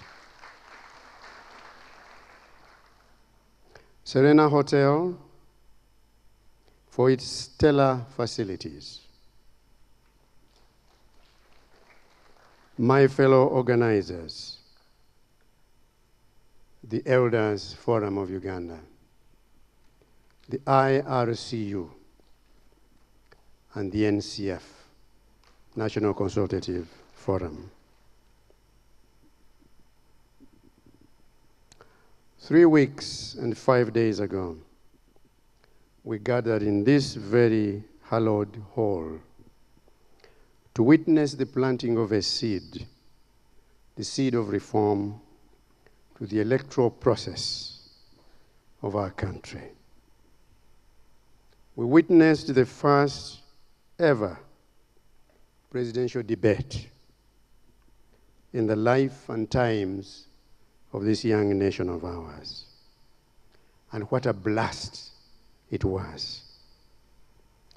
Tonight, we met one more time, this time to seal the success and the sanctity of the first debate. This time around, we were in for not just the blast of the last debate, but an extravaganza. The extravaganza of mind over matter. The extravaganza of hefty ideas over empty political promises. The extravaganza of rhetoric and oratory rendered in equal measure with elocution and eloquence. An extravaganza of concise articulation and precise analysis of the vision and mission of these gallant 8 who would aspire to be the pilot and captain of Uganda's ship of state.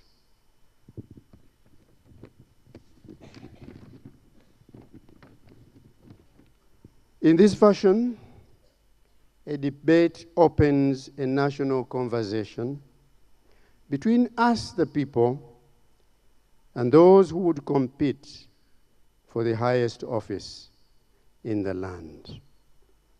A conversation that is civil in nature, issue-based in content, serene in intent, and enlightening in purpose. A conversation which is at once serious but good-natured, solemn but civil, combative but chivalrous, aggressive but dignified. Tough, but tolerant. Probing, but accommodating. Tumultuous in substance, yet tranquil in procedure.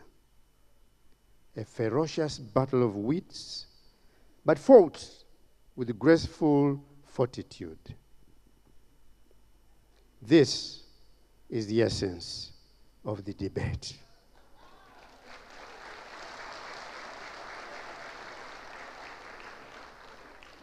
These are the beginnings of the age of reason, the golden age of a new dispensation in Uganda's politics. These are the makings of a refreshing renaissance of the electoral creed and dogma of the politics of this pearl of Africa.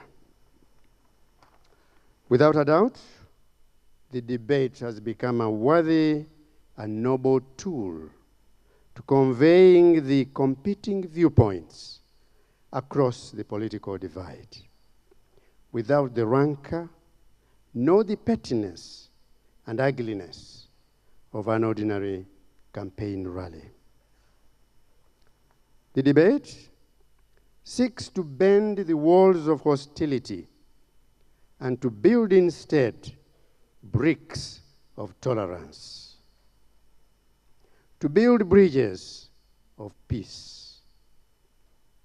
It seeks to silence the noise of animosity and to encourage instead the voice of reason and the soothing symphony of harmony.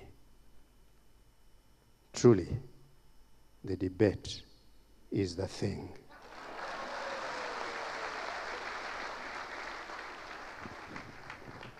Good night.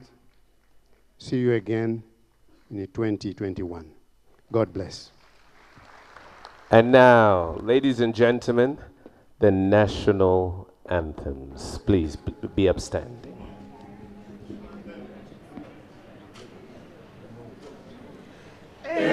Mungu taomba uilinde Jumuiya Afrika Mashariki, tuwezeshe kuishi kwa amani, tutimize na malengo yetu.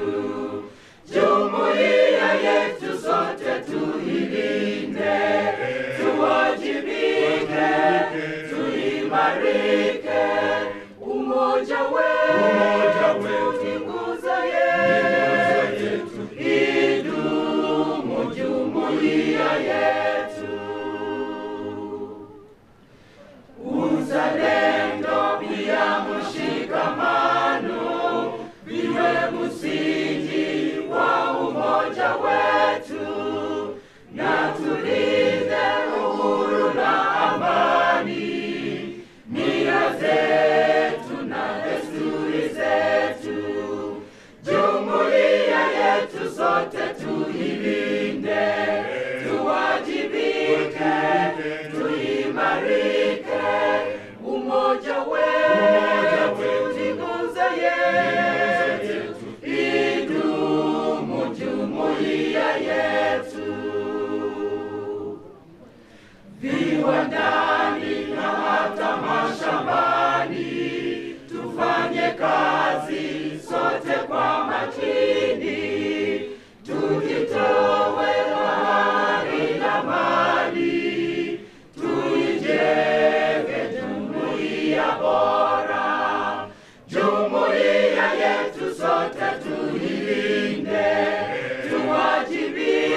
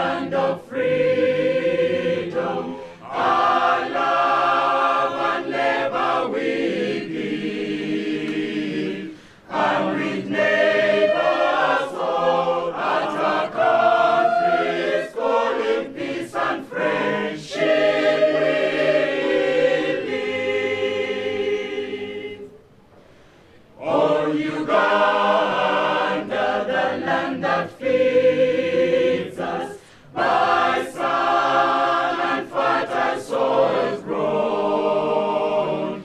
For our own dear land will always stand the Pearl of Africa's crown.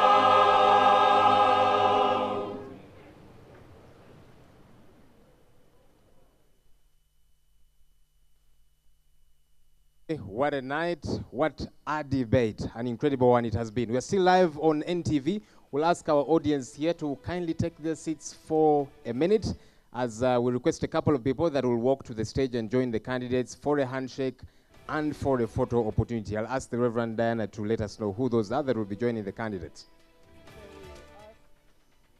We'll ask the Elders Forum to go up on stage together with the religious leaders and our moderators. Let's give them all a warm hand clap because they've worked together to bring us together in this manner. We are grateful for their effort. An incredible debate it has been. We'd like to thank everybody that has made this happen. Of course, Nexus that has put this together, jointly organized by the Elders Forum of Uganda, Interreligious Council of Uganda, National Consultative Forum in partnership with Nation Media Group, supported by UNDP. Of course, not to forget NTV Uganda. This comes to you live on NTV Uganda and a Luganda translation on our sister station, Spark TV. We also want to thank the viewers, those who sat through all this at home. I know they may also have had their many questions, but we want to thank you for listening in. And we know that tomorrow morning, or even tonight, Uganda will continue in conversation. Absolutely, and of course, we continue to remind people out there, those that are registered voters, February 18th, go out and cast your ballot. That's very important a thing for you to do. It's a public holiday. Don't remain home and recline in your chairs and watch NTV for the updates. Go and cast your ballot first. Go back home and watch NTV for the updates. But even more importantly, we hope and we pray and encourage everybody to remain peaceful. There's going to be Uganda after these elections, so it's important that we keep holding together. And some of you have probably seen that hashtag, I am Uganda. It is calling on you to remain peaceful, to remain tranquil, even as we go through this entire process. We continue to urge you not to be led by fear. Fear always creates chaos. So we ask you to go hopefully and also to influence those around you to vote peacefully. At this stage, we know that there's been evaluation forms for those who have been the in-house audience. Please remember to fill them in and leave them on your seats so that we can evaluate ourselves and do even better next time.